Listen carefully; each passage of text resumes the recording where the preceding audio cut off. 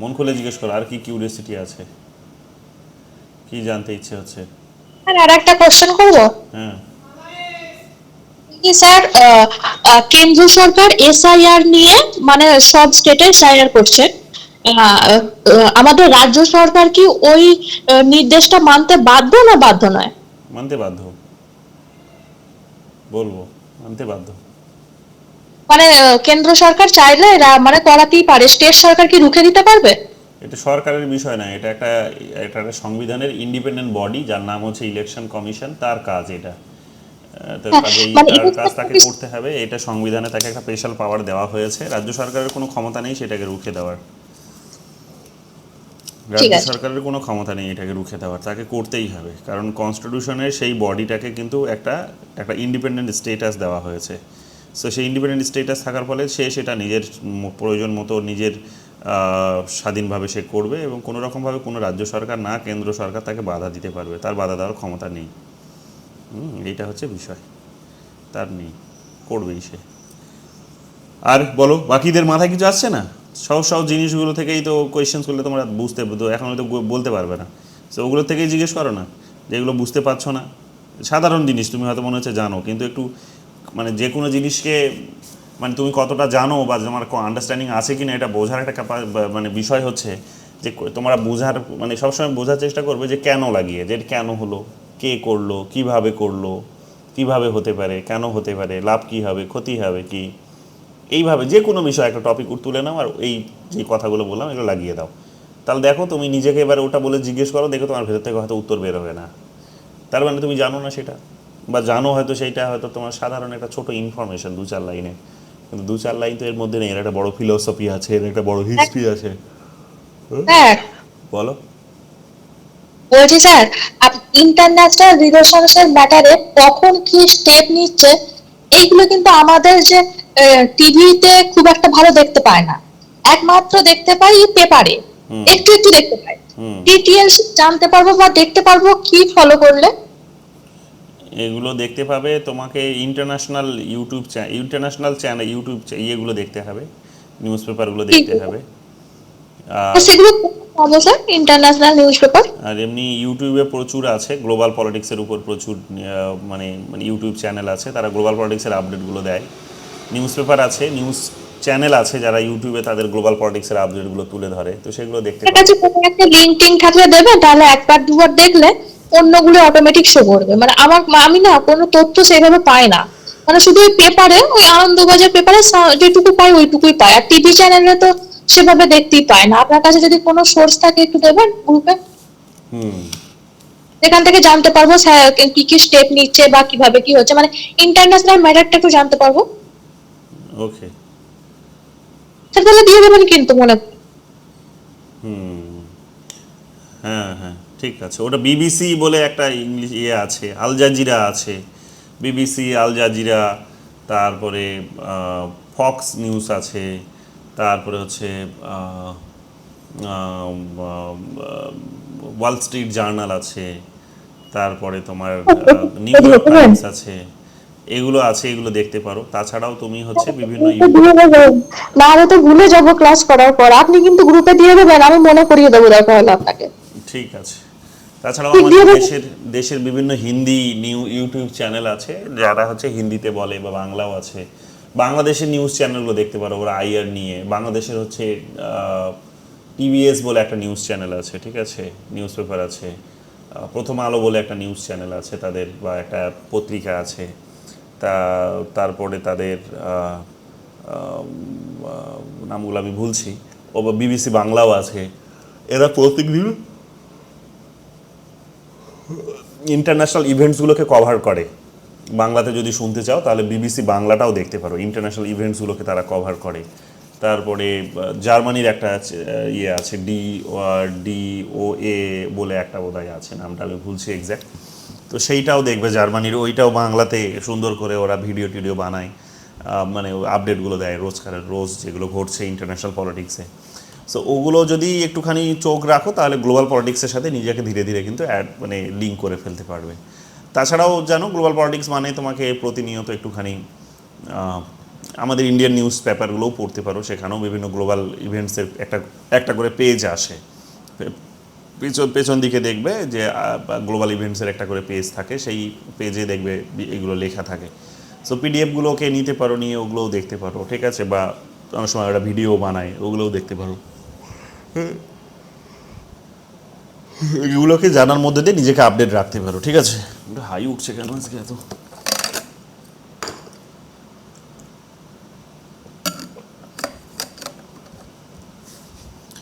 তো যাই হোক, এবার তোমরা যেটা জিজ্ঞেস করলে সেটা হচ্ছে আমাদের আলোচনার, যেটা তোমরা জিজ্ঞেস করলে সেটা হচ্ছে এসআইআর নিয়ে, স্যার বিষয়টা নিয়ে। আমি এর আগেও একদিন বলেছি, তো তারপর থেকে আলোচনা করছি, যেগুলো অলরেডি বলে দিয়েছি তারপর থেকে আলোচনা করছি, কারণ ওই আলোচনাটা আমাদের করার পর বেশ কিছু নতুন ডেভেলপমেন্টস হয়েছে। কি ডেভেলপমেন্ট? আমি তোমাদের বলেছিলাম যে এসআইআর এর ফুল ফর্ম হচ্ছে special intensive revision. Special incentive revision, special intensive revision, এটা হচ্ছে বেসিক্যালি যে এই যে রিভিশনের কথা বলছে। তো কিসের রিভিশন? রিভিশন হচ্ছে ভোটার তালিকা যেটা আছে সেটাকে রিভিশন করবে। অর্থাৎ অনেক মানুষ মারা গেছে, তাদের নামগুলো হয়তো বাদ যায়নি, অনেক মানুষ হয়তো সেখানে মানে বেসিক্যালি মারা না যারা গেছে তাদের নামগুলো বাদ যায়নি, এবং কেউ হয়তো কোনো ভুয়ো ভোটার হয়তো ঢুকে গেছে, তাদের নামগুলো হয়তো বাদ দেওয়া হবে। সো এই ধরনের আর কি, যে কাইন্ড অফ যেটাকে বলো বেনো জল ঢুকে আছে সেটাকে বাদ দেওয়া, মানুষ যারা মারা গেছে তাদের লিস্ট থেকে নাম কাটা হয়নি, তো সেগুলোকে বাদ দেওয়ার একটা স্পেশাল একটা ইন্টেনশিপ হচ্ছে এটাই, যে স্পেশাল ইন্টেনসিভ রিভিশন, ঠিক আছে। তো এইটাকেই তার মানে বুঝতে পারছো যে আমাদের যে ভোটার তালিকা আছে সেই তালিকাটাকে এক প্রকার সংশোধন করার একটা প্রক্রিয়া এটা। এখন এই প্রক্রিয়াতে আমরা কি দেখতে পাচ্ছি? ইলেকশনস কমিশনের, যেহেতু বললাম যে একটা ইন্ডিপেন্ডেন্ট বডি, আমাদের সংবিধানে 324 থেকে 329 নম্বর ধারায় সংবিধানকে একটা ইলেকশনস কমিশনকে একটা স্বাধীন দায়িত্ব দেওয়া হয়েছে সংবিধানের তরফ থেকে, যে এই সমস্ত কাজগুলো ভোটার রোল তৈরি করা, সংশোধন করা, পরিমার্জন করা, নতুন নাম অ্যাড করা, ডিলিট করা, এই সমস্ত কাজগুলো ইলেকশনস কমিশনের হচ্ছে প্রাইমারি ডিউটি। এবং তার সাথে সাথে ইলেকশনসটাও কন্ডাক্ট করানো, লোকসভা, রাজ্যসভা এবং আমরা জানি বিধানসভাগুলোর। সো এটা হচ্ছে তার প্রাইমারি ডিউটি। এখন সেই ডিউটিটা সে পালন করছে, সে করবে। এর আগে লাস্ট হয়েছিল 2002 সালে, এখন আবার নতুন করে হচ্ছে। সো বিহারে আমরা দেখলাম কি, যে এই প্রক্রিয়াটা শুরু হলো। এখন তোমরা বিহারের একটা ঘটনা জানো, যে বিহার হচ্ছে পিছিয়ে পড়া রাজ্য, সব থেকে পিছিয়ে থাকা একটা রাজ্য, শিক্ষার দিক থেকে পিছিয়ে আছে, অর্থনীতির দিক থেকে পিছিয়ে আছে, সমস্ত দিক থেকেই প্রায় বলতে পারো যে পিছিয়ে আছে তারা।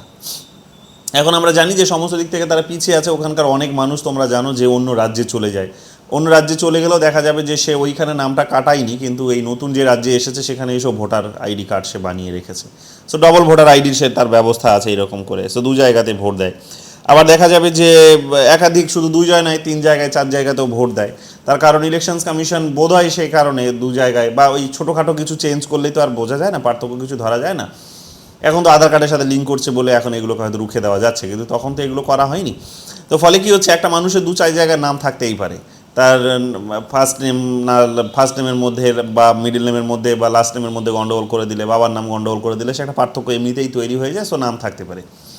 তো বিহারে যেটা বেসিক্যালি হয়েছে, যে দীর্ঘদিন ধরে প্রচুর মানুষ মারাও গেছে, কিন্তু সেগুলোর নাম বাদ দেওয়া হয়নি, সেগুলো রয়ে গেছে। অনেকে ভোটার আইডি কার্ড হারিয়ে গেলেও আবার নতুন করে ঝামেলায় না গিয়ে নতুন আরেকটা ভোটার আইডি কার্ড বানিয়ে নিয়েছে। এই সমস্ত কাণ্ড কারখানাগুলো হয়েছে।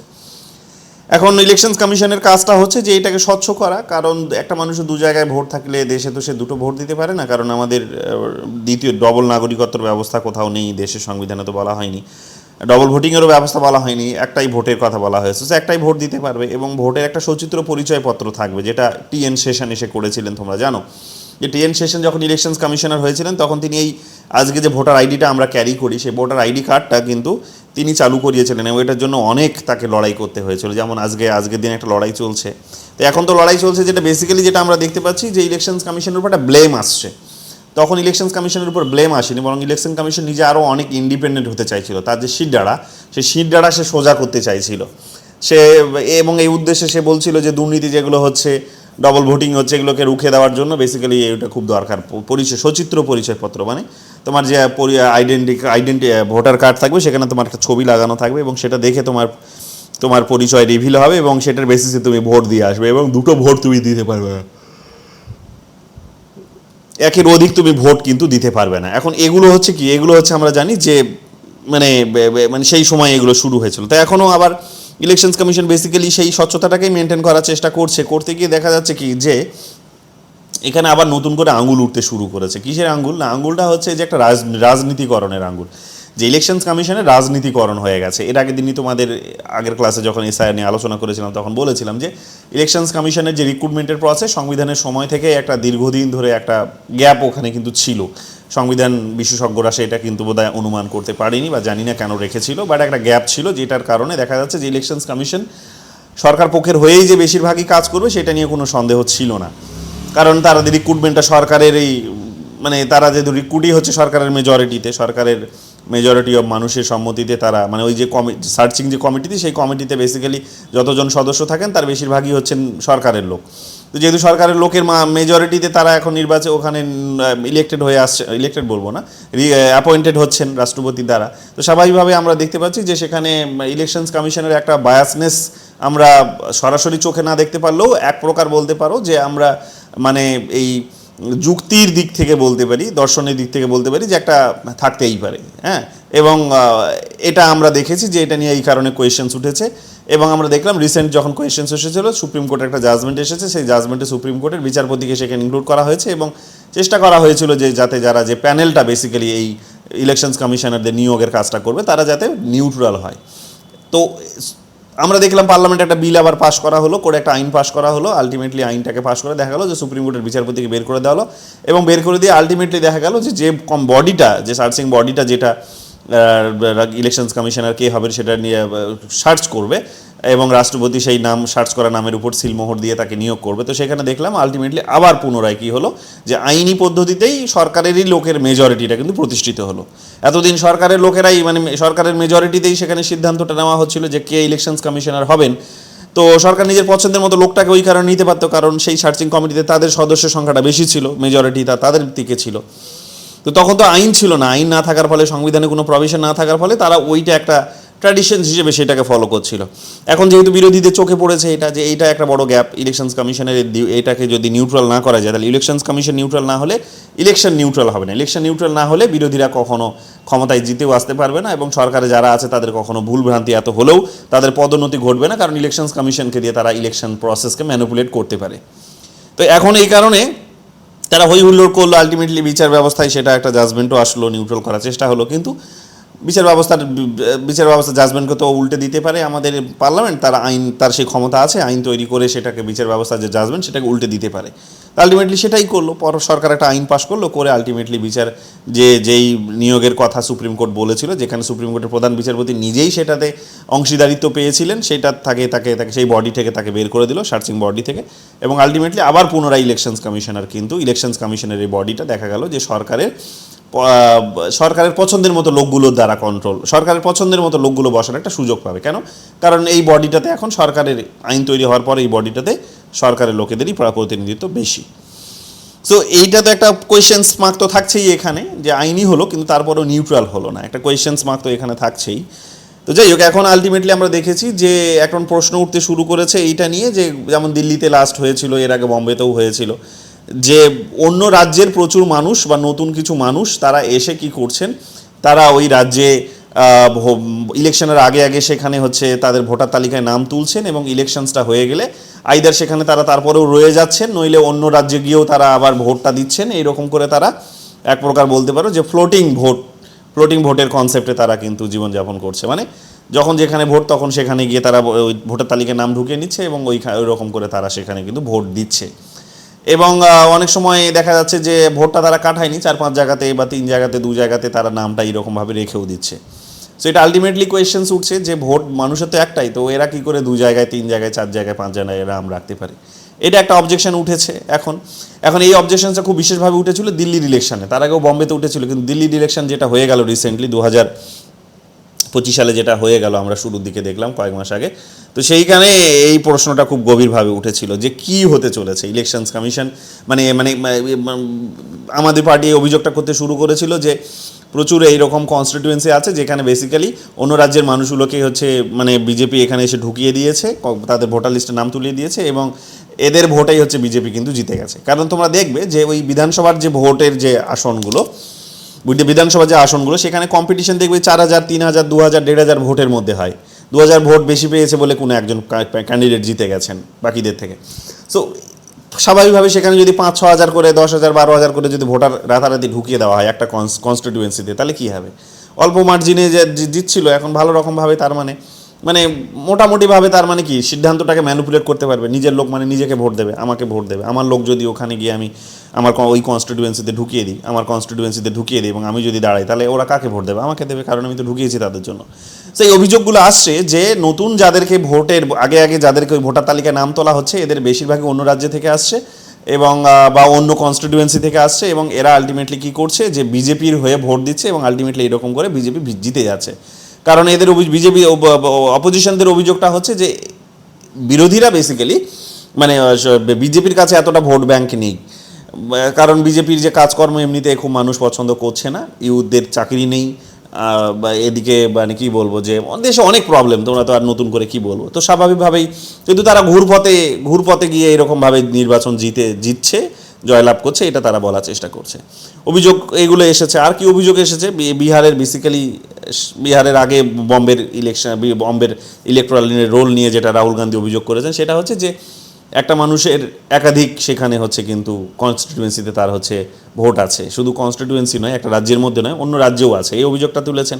আর একটা অভিযোগ তুলেছেন ফর্ম 16-এর অভিযোগ। কী অভিযোগ সেটা না, 16-এর অভিযোগটা হচ্ছে যে ফর্ম 16 মানে যারা নতুন ভোটার 18 বছর বয়স তারাই তুলতে পারবে, কিন্তু যারা অনেক 70 বছর 80 বছর বয়স তাদেরও ভোট ওই ফর্ম 16-এর মাধ্যমে কিন্তু উঠেছে। সো এরা কারা, কোয়েশ্চেন্স মার্ক, এদের তো ওঠার কথা না, এটা তো বেআইনি হয়েছে।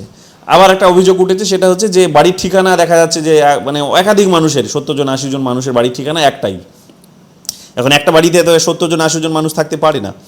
তো এরকমভাবে কর্ণাটকের একটা অভিযোগ তুলেছেন, তিনি গিয়ে ওই বাড়িটাতে গিয়ে দেখছেন একজনই মানুষ থাকেন, কিন্তু বাড়িটাতে দেখা যাচ্ছে যে ওই বাড়ির নাম্বারে 70-80 জনের হচ্ছে কিন্তু কাইন্ড অফ একটা ফিগার সেখানে রয়েছে। এখন ওই ভদ্রলোককে যখন জিজ্ঞেস করা হচ্ছে যে আপনার এই বাড়ির অ্যাড্রেসে তো 80 জনের নাম আছে, তো 80 জন কি সত্যি মানে এই বাড়িতে থাকে, উনি বলছেন যে না, এরা থাকতো একটা সময়, এখন চলে গেছে, কিন্তু ওইটা মানে এরা ভাড়া থাকতো এসে, তো স্বাভাবিকভাবে এরা এখন থাকে না, বাড়িতে আমি একাই থাকি, বাড়িটা আমারই, ওরা এসে ভাড়া থাকতো। সো একটা সময় বুঝতে পারছো যেরকমভাবে কেউ ভাড়া নিয়েছে, তারা ভোট দিয়ে চলে গেছে, তার মানে বুঝতেই পারছো যে একটা কোয়েশ্চেন্স মার্ক থেকেই যাচ্ছে যে 80 জন মানুষ একটা বাড়িতে কী করে এসে থাকতে পারে, এবং তারা ভোটটাও কাটছে না, ভোট দেওয়ার সময় ভোট দিতে আসছে, তার মানে একটা কোয়েশ্চেন্স মার্ক উঠছেই যে এটা, তার মানে একটা সন্দেহ থেকে যাচ্ছে যে তার মানে এরা হচ্ছে কিন্তু ওই কোনো একটা পার্টিকুলার রাজনৈতিক দলকে ভোট দেবে বলে তার মানে ইলেকশনের আগে আসে, এবং এইরকমভাবে নামমাত্র একটা বাড়িকে সেখানে তারা ইন্ডিকেট করে রেখেছে আর এবং সবাই এসে ওইটাই করছে। তো এটা একটা অভিযোগ উঠেছে। আর একটা অভিযোগ উঠেছে যে বাড়ির ঠিকানাগুলো অনেকের নেই, 000 কারো ঠিকানা, কারো বাবার নাম 00, উল্টোপাল্টার নাম ABCD দিয়ে নাম দিয়ে দিয়েছে, কারো নামগুলো উল্টোপাল্টা হয়েছে, ফার্স্ট নেম আছে তো সারনেম নেই, সারনেম আছে তো ফার্স্ট নেম নেই, ফার্স্ট নেমের মধ্যেই সারনেম ঢুকে আছে, এতে করে এইরকমভাবে একাধিক নাম তোলাটাও সহজ হয়ে যায়।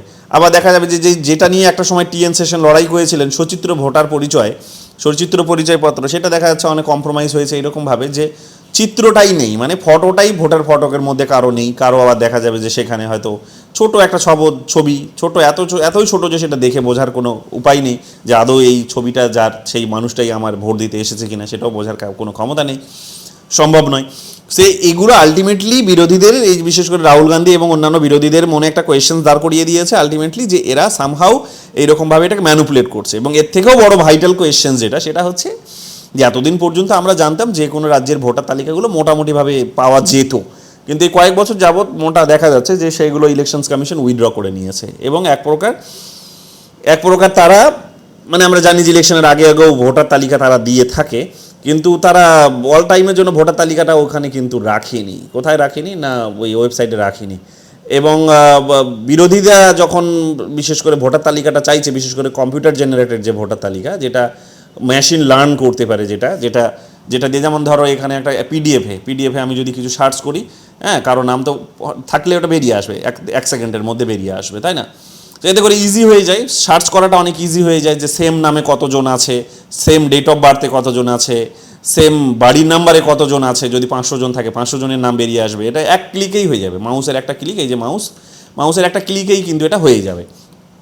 এখন ইলেকশনস কমিশন সেই ভোটার তালিকাটা দিচ্ছে না, এইরকমভাবে মেশিন লার্ন করতে পারবে এই রকমের ভোটার তালিকাটা দিচ্ছে না। কোন ভোটার তালিকা দিচ্ছে না, একটা স্ক্যান করা ভোটার তালিকা দিচ্ছে, এবং সারা শুরুর দিকে দিতেও চায়নি, সুপ্রিম কোর্টে যেতে হলো, সুপ্রিম কোর্ট তখন তাও একটা কনস্টিটিউয়েন্সির ভোটার তালিকা তাদেরকে দিতে বলেছে, সেখানে পেয়েছে, সেটাইতেই দেখা যাচ্ছে যে লাখখানেক সেখানে কিন্তু গোজামিল আছে, এবং এই রকমের লাখখানেক গোজামিলে আলটিমেটলি এরা গেস করছে যে এরা জিতেছে।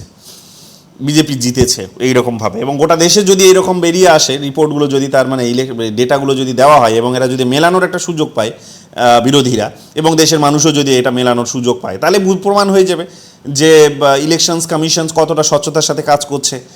ইলেকশনস কমিশন যে তার যে প্রাইমারি ডিউটি, যে একজন মানুষের একটাই ভোট, সেই একটা ভোট নিশ্চিত করতে পেরেছে না একাধিক মানুষের, মানে একজন মানুষের একাধিক ভোট দেওয়ার সুযোগ করে দিয়েছে। যে এবং বিজেপির হয়ে কাজ করছে কি করছে না সেগুলোর কোনো লিঙ্ক টিঙ্কগুলো খুঁজে পাওয়া যাবে, কিন্তু এইটা করছে না। একটাই কনস্টিটিউয়েন্সির ভোট দিয়েছে, সেটাও কয়েক মাস লেগে গেছে সেইটার এই গোজামিলগুলো ধরতে। হ্যাঁ, গোজামিলগুলো ধরতে কয়েক মাস, তাহলে গোটা দেশে কতগুলো কনস্টিটিউয়েন্সি আছে ভেবে দেখো, তাহলে এটা তো রাতারাতি সম্ভব নয়। সো এতে করে কি হবে, এতে করে বিরোধীদেরকে মানে এক প্রকার কি বলা যাবে, যে বিরোধীদেরকে এক প্রকার ভয় পাইয়ে দেওয়া যাবে যে এত একটা অনেক বড় একটা এরকম কাজ এত বড় করা যাবে না, হ্যাঁ, তো সম্ভব নয়, তারা এমনিতেই পালিয়ে যাবে, এই সব কাজে জড়াবে না নিজেদেরকে। কিন্তু এইটাকেই তারা এক প্রকার অভিযোগ করছে বিরোধীরা, যে এই প্রসেসটাকেই কাজে লাগিয়ে আলটিমেট যাতে আমরা ওই মিলিয়ে না দেখতে পারি সেকেন্ডের মধ্যে, এই প্রসেসটাকেই কাজে লাগিয়ে এখানে ওরা যেটা করছে সেটা হচ্ছে যে আলটিমেটলি গোটা দেশ জুড়ে এইরকমভাবে দুর্নীতি হচ্ছে, এবং ইলেকশনস কমিশন সেই দুর্নীতিতে কিন্তু অংশীদারিত্ব তারা আছে এবং বিজেপিকে সেইভাবে জিতিয়ে দিচ্ছে। তো এখন এই অভিযোগগুলো যখন এসেছে, তখন স্বাভাবিকভাবেই একটা কনস্টিটিউয়েন্সির সুপ্রিম কোর্ট যখন তাদেরকে দিতে বলেছে, সেটা যখন এসেছে পেয়েছে, তখন কোয়েশ্চেন্স এটাই উঠছে বেসিক্যালি যে তাহলে দেওয়া হোক। এবং তারা যে অভিযোগটা করেছে, রাহুল গান্ধী যে অভিযোগগুলো করেছে, সেই অভিযোগগুলো কিন্তু আমাদের এখনও পর্যন্ত দেখে মনে হচ্ছে যেগুলো সত্যতা আছে, যে একটা মানুষের নামগুলো কিভাবে এতগুলো হতে পারে। যদি ওয়েবসাইটে গিয়ে সার্চ করলে তখন আবার বেরোচ্ছে, কিন্তু এতগুলো বেরোচ্ছে না, তখন জানি না। কিন্তু আবার যে কাগজগুলো দিয়েছে রাহুল গান্ধীকে, যে পেপারসগুলো দিয়েছে, একটা কনস্টিটিউয়েন্সির যে ভোটার তালিকা দিয়েছে, সেই তালিকাটা ইলেকশনস কমিশনই দিয়েছে অ্যাকর্ডিং টু রাহুল গান্ধী, যে ওই তালিকাটা আমি ওদের কাছ থেকেই পেয়েছি, ওরাই দিয়েছে আমাকে, সেইটার ভিত্তিতেই আমি বের করেছি। তাহলে ওয়েবসাইটে শো করছে না, কিন্তু এখানে শো করছে, তার মানে ভেতরের কোনো গল্প আছে। তো এখন এগুলো আমাদের মনেও একটা কোয়েশ্চেন, সাধারণ মানুষের মনেও, আমাদের দেশের নাগরিকের মধ্যেও একটা কোয়েশ্চেন তুলে দিয়েছে যে আলটিমেটলি ইলেকশনস কমিশন করছেটা কি, এবং এত ভয় কেন ইলেকশনস কমিশনের, যে ডেটাগুলো তুমি দিচ্ছ কিন্তু মেশিন লার্নিং ডেটা দিচ্ছ না কেন? কারণ তুমি তো আফটার অল তোমার কাছে মেশিন লার্নিং ডেটা তো আছে, না থাকার তো কোনো কথা নেই, তুমি তো কম্পিউটারে সব পুট করে রেখেছো, সো ওটা দিতে তো তোমার 10 সেকেন্ড লাগবে, 10 মিনিট লাগবে হয়তো বড় জোর, তো 10 মিনিটের কাজটা তুমি করছো না কেন, দিচ্ছ না কেন? কিসের ভয়টা তুমি পাচ্ছ? এটা তো তারা রেজিস্টার্ড একটা পার্টি, তারা রেজিস্টার্ড জাতীয় পার্টি, রেজিস্টার্ড রাজ্যের পার্টি, তো তাদের তো অ্যাটলিস্ট এই অধিকারটা আছে, এবং এই অধিকারটা তাদের আছে, সংবিধান তাদের এই অধিকারটা দেয়। বিশেষ করে যারা জাতীয় রাজনৈতিক দল, তারা কিন্তু ভোটের তালিকাটা পেয়েই থাকে ইলেকশনের আগে। সো তাহলে এই ডেটাটা কেন দিচ্ছ না? তুমি ভোটার তালিকাটা দেওয়ার তারা সাংবিধানিক অধিকার পাওয়ার তাদের অধিকার আছে এক প্রকার, কিন্তু তুমি এমনভাবে ডেটাটা দিচ্ছ যে ওরা ওটাকে মিলিয়ে দেখতে পারবে না, দেশের মানুষও মিলিয়ে দেখতে পারবে না। এবং যখন অভিযোগগুলো আসছে, তখন তুমি সেই অভিযোগগুলোর যেভাবে উনি মানে পয়েন্ট টু পয়েন্ট যেভাবে তিনি এগুলোকে তুলে ধরেছেন, ইলেকশনস কমিশন এরকমভাবে পয়েন্ট টু পয়েন্ট আনসার না দিয়ে ইন জেনারেল ইলেকশনস কমিশন বরং উল্টে রাহুল গান্ধীকেই বলার চেষ্টা করছে যে তিনি লিখিত দিন, তিনি শপথ নিয়ে বলুন যে তিনি যা বলছেন ঠিক বলছেন। তো এখন এই ধরনের একটা মানে কি, এবং তিনি সরাসরি ইলেকশনস কমিশন ডিনাই করছেন যে এইরকম কিছু নেই। তো এখন প্রশ্নটা এটাই আমাদের মনে জাগছে যে তিনি ইলেকশনস কমিশন এক প্রকার বিচার বিবেচনাই করলো না, বা এটা নিয়ে পরীক্ষা নিরীক্ষাই করলো না, যে হ্যাঁ দেখি তো একজন বড় রাজনৈতিক দলের লিডার একজন বলছেন এইরকম, বা দেশের মানুষের মনেও এই প্রশ্নটি সত্যিই এখন দেখা দিয়েছে, তাহলে আমাদের ডিউটি হচ্ছে যে সেটাকে আমরা পরীক্ষা করে দেখি। সাংবিধানিক বডি, নিরপেক্ষ বডি, তো নিরপেক্ষভাবে কেউ যদি অবজেকশন করে তাহলে সেটা তো পরীক্ষা করে দেখতেই হবে, কিন্তু ইমিডিয়েট বেসিসে সেটার একটা নস্যাৎ করে দেওয়া, এটাও কিন্তু আমাদের মনে প্রশ্ন তুলেছে যে ইলেকশনস কমিশনস চোখ বন্ধ করে এরকম কী করে বলে দিতে পারে, এত বড় অভিযোগ তার বিরুদ্ধে আসছে, তো এটা কী? সো যাই হোক, এখন ওই দিল্লির ইলেকশনে হয়েছিল, বম্বের ইলেকশনস হয়েছিল, এখন আবার এই বিহারের মানে দিল্লির ইলেকশনে হয়েছে, বম্বের ইলেকশনস হয়েছে, এবং কর্ণাটকেও হয়েছে, আরও অনেক রাজ্যেও হয়েছে। সো এখন এই অভিযোগগুলোই উঠেছে বেসিক্যালি, যে এই তালিকাগুলো সত্যিই প্রকাশ করা হোক, যাতে করে কি হয় যে মানুষ মিলিয়ে দেখতে পারে সরাসরি, যাতে খুব কম সময়ের মধ্যে যাতে এই কোথাও কোনো গোজামিল আছে কিনা সেগুলোকে পরীক্ষা করে দেখতে পারে, এবং স্বচ্ছতা যাতে ইনশিওর করা যেতে পারে, দেশের গণতন্ত্রকে যাতে রক্ষা করা যেতে পারে। কিন্তু ইলেকশনস কমিশন কোনো রকমভাবে রাজি হচ্ছে না। এখন সুপ্রিম কোর্টের কাছে তারা দরজায় নিশ্চয়ই কড়া নাড়বে, বা দেশের মানুষকেও সচেতন করবে বিরোধী রাজনৈতিক দলগুলো। এখন এটা শুধুমাত্র ওই কয়েকটা রাজ্যের ইস্যু নয়, এটা মোটামুটি সমস্ত রাজ্যেই আছে। আমরা জানি যে ভারতবর্ষের সমস্ত রাজ্যেই এরকম মরা মানুষের ভোটগুলো পড়ে কম বেশি, আমাদের পশ্চিমবঙ্গেও 2-4টে ভোট পড়ে, আমরা এগুলো জানি। হ্যাঁ, 2-4টে বা তার বেশিও হতে পারে বা কমও হতে পারে, কিন্তু পড়ে এটা আমরা জানি। অনেক মানুষের নাম রয়ে গেছে, তাদের ভোটগুলো দেখবে সেই পার্টির, হ্যাঁ, যার যেখানে ক্ষমতা আছে যে বুথে, তো সেই পার্টির লোকেরাই দেখবে ওই মরা মানুষের ভোটটা দিয়ে দেয়, হ্যাঁ, নামটা কাটায়নি আর ওইভাবে রেখে দিয়েছে। সো এগুলো আলটিমেটলি হয়। এখন এটা গোটা দেশেরই একটা তার মানে কি একটা কমন ইস্যু, একটা বার্নিং ইস্যু। তো এটা নিয়ে তো তার মানে একটা নিরপেক্ষ তদন্ত হওয়া উচিত, পুঙ্খানুপুঙ্খ বিশ্লেষণ হওয়া উচিত, কিন্তু কোনো রকমভাবে ইলেকশনস কমিশন কিন্তু সহযোগিতা করছে না। কী অভিযোগ, কী যুক্তি তাদের কী জানি, কিন্তু তারা কোনো রকমভাবে সহযোগিতা করছে না। সুপ্রিম কোর্টও আমরা জানি যে সুপ্রিম কোর্টের তো মানে কি বলবো, যে ভূমিকা নিয়ে তো আমরা দীর্ঘদিন ধরেই তো মানে খুব একটা সন্তুষ্ট নই। আমরা সুপ্রিম কোর্টের ভূমিকা নিয়ে দীর্ঘদিন ধরে অসন্তুষ্ট, সুপ্রিম কোর্ট এবং অন্যান্য কোর্টগুলোও, যে কোটি কোটি কেস পেন্ডিং পড়ে আছে। এই কেস যখন হয়তো সুপ্রিম কোর্টে যাবে, তার হয়তো 5 বছর আরও পরে হয়তো এটা উঠবে বা তার জাজমেন্ট হয়তো আসবে। যেমন তোমরা দেখলে যে এর আগে যেটা হলো ওই কি বলে তোমার ইলেকট্রাল বন্ড নিয়ে যেটা হলো, যে দীর্ঘ 3 বছর বা 3.5 বছর 4 বছর পর গিয়ে সেটা হচ্ছে, ততদিনে 4 বছর ধরে তো ফায়দা লুটে নিল, যারা ফায়দা লোটা তারা তো লুটে নিল। তো এই এতগুলো পেন্ডিং কেস পড়ে আছে, তারা ওগুলোই সামলাতে পারছে না। এখন আবার নতুন করে এগুলো যাবে, কবে তার জাজমেন্ট দেবে, কবে তার এগুলো সমাধান হবে, মানে এবং আমরা দেখছি যে সেগুলো একটাই কনস্টিটিউয়েন্সির বা কেনই দিতে বললো আমারও মাথায় ঢুকছে না, মানে এবং দেশের মানুষও বুঝতে পারছে না যে সুপ্রিম কোর্টেরও আলটিমেটলি ফিলসফিটা যে কী হয়ে যাচ্ছে দিনের পর দিন বোঝা যাচ্ছে না। সো একটা যদি দেয় দিতে বললো ঠিক আছে, কিন্তু বাকিগুলোই বা কেন দিতে বললো না সুপ্রিম কোর্ট, মানে সুপ্রিম কোর্টের যে লজিকটা কি এটাও আমাদের বুঝতে পারছি না, যে একটাতেই তার মানে মানে মানে একটা দেওয়া যাবে কিন্তু বাকিগুলো দেওয়া যাবে না, এটা কোন লজিকে তারা ডিসাইড করলো, কোন ফিলসফি এখানে তাদের কাজ করলো কে জানে। সো সুপ্রিম কোর্টেরও ভূমিকা নিয়ে কিন্তু দেশের মানুষ খুব একটা সন্তুষ্ট নয়, বিশেষ করে বিরোধী রাজনৈতিক দলেরা তো নয়। তার কারণ সুপ্রিম কোর্ট যেভাবে ধীর গতিতে চলছে, কচ্ছপের দৌড় লাগিয়েছে, কচ্ছপের একটা গতিতে চলছে, সেইটা করে দেশের গণতান্ত্রিক কাঠামো খুব একটা বেশি কিন্তু ভালো জায়গায় পৌঁছচ্ছে না। এবং সুপ্রিম কোর্ট, হাইকোর্ট, নিচে এবং নিচের যে সমস্ত কোর্টগুলো আছে সেগুলোরও কথা, ইভেন ফাস্ট ট্র্যাক কোর্টও যেগুলো আছে, যেগুলো মহিলাদের ইস্যুগুলোকে ডিল করে, সেগুলো জানো কত স্লোলি চলছে। ফাস্ট ট্র্যাক কোর্টেই দেশের মধ্যে সব থেকে স্লোলি রান করছে। সো এই যে কাঠামোগুলো তাদের পরিষ্কার বোঝা যাচ্ছে যে এরা জনগণকে, বিরোধীরা জনগণকে সচেতন করবে এই ইস্যুটা নিয়ে, এবং জনগণকে সচেতন করেই বড় রকমভাবেই কিছু একটা করবে। ইতিমধ্যে ইলেকশনস কমিশনকে বিজেপি রাহুল গান্ধী হুঁশিয়ারিও দিয়েছে যে ইলেকশনস কমিশন কাউকে ছাড়া হবে না, রেয়াত করা হবে না কাউকে, কারণ সংবিধানকে আঘাত করার তারা কাজ করছে, সংবিধানকে ধ্বংস করার কাজ করছে, এটা কখনো মেনে নেওয়া যাবে না। তো জানো রাহুল গান্ধী সমস্ত সভাতে গিয়ে এই সংবিধান হাতে নিয়ে এই কথাটা তিনি বলেন, এবং আজকাল আরও বেশি করে বলছেন, কারণ এই ধরনের একটা ইস্যু পেয়েছেন বলে। এখন বিহারের ইস্যুটা এটার মধ্যে একটা নতুন সংযোজন। বিহারের ইস্যুটাতে এখানে যেটা বলা হচ্ছে সেটা হচ্ছে যে বিহারে বেসিক্যালি যেটা গন্ডগোল হয়েছে, যেমন আজকেও কিছুক্ষণ আগে একটা পেপারে পড়ছিলাম যে বিহারে একটা বাড়িতে ওই রকম মানে 80 জনের 70-80 জনের বা ওই রকম একটা বড় মানে একের অধিক, আমি ম্যাক্সিমাম ফিগারে হয়তো আমি ভুল হতে পারে আমার, কিন্তু একের অধিক জনের নাম সেখানে একটা বাড়িতে আছে। কোনো কোনো বাড়ির সেখানে নাম 0, মানে নাম্বার হচ্ছে 0, কোনো কোনো র্যান্ডাম কোনো নাম্বার আছে, এবং একটা বাড়িতে একাধিক মানুষ থাকে। নিউজ জার্নালিস্টরা যেটা তোমাদের বলেছিলাম সেই সময়, যে এই রিপোর্টটা বেরোলে আসলে বোঝা যাবে, কারণ জার্নালিস্টরা বাড়ি বাড়ি তার তখন যাবে, গিয়ে তারা ইনভেস্টিগেট করে দেখবে যে আদৌ তো কী হয়েছে। তো এখন যেগুলো ডেটা বেরিয়ে এসছে, যেমন কর্ণাটকে বলো, বিহারে বলো, যে হ্যাঁ যে বাড়ির নাম্বারগুলো বলা হয়েছে সেই বাড়িতে আসলে এতজন মানুষ থাকে না।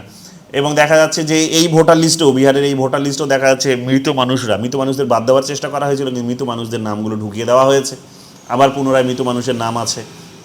কারণ সেখানে দেখা গেল যে যিনি দায়িত্ব পেয়েছিলেন বিএলআরও, তিনি এখানে গ্রামে আসেননি, তিনি অফিসে বসেই চুপচাপ সবার মানুষের ফর্ম ফিল আপ করে দিয়েছেন, বাড়ির নাম্বারগুলো ভুল দিয়েছেন, নামধাম প্রচুর ভুলভাল করেছেন, এগুলোও হয়েছে আবার নতুন করে। আবার একটা খুব অ্যালার্মিং বিষয় যেটা, সেটা হচ্ছে মুসলিম অধ্যুষিত যে সমস্ত এলাকাগুলো আছে, যে ডিস্ট্রিক্টগুলো আছে, সেখানে কিছু কিছু বুথে দেখা গেছে, কিছু কিছু বিধানসভাতে দেখা গেছে যে মুসলিমদের নামগুলো বাদ দেওয়া হয়েছে। তারা জেনুইন, নিউজ পেপার বলছে যে তারা জেনুইন সেখানকার নাগরিক, তারা দেশেরই নাগরিক, তারা বিদেশি নয়, কিন্তু তাদের নামগুলো বাদ দিয়েছে রাজনৈতিক লোকাল লেভেলে শত্রুতা থাকার কারণে। এর আগের দিন তোমাদের অভিযোগ বলেছিলাম ঘটনাগুলো, যে কীভাবে মানে বিষয়গুলো বলেছিলাম যে কীভাবে বাদ দেওয়া যেতে পারে। যে ধরে নাও একটা বুথে 1200 জন মানুষ আছে, 1000 জন মানুষ হচ্ছে হিন্দু, 200 জন মানুষ মুসলিম, তো স্বাভাবিকভাবে 200 জন মানুষ এক ঘরে হয়েই যাবে, কারণ এইভাবে এখন যেভাবে মেরুকরণের রাজনীতি চলছে, সাম্প্রদায়িক রাজনীতি যেভাবে ফাংশনস করছে দেশে, তোমরা জানো যে স্বাভাবিকভাবে ওই 200 মানুষকে এক ঘরে করে দেওয়াটা জটিল কিছু কাজ নয়।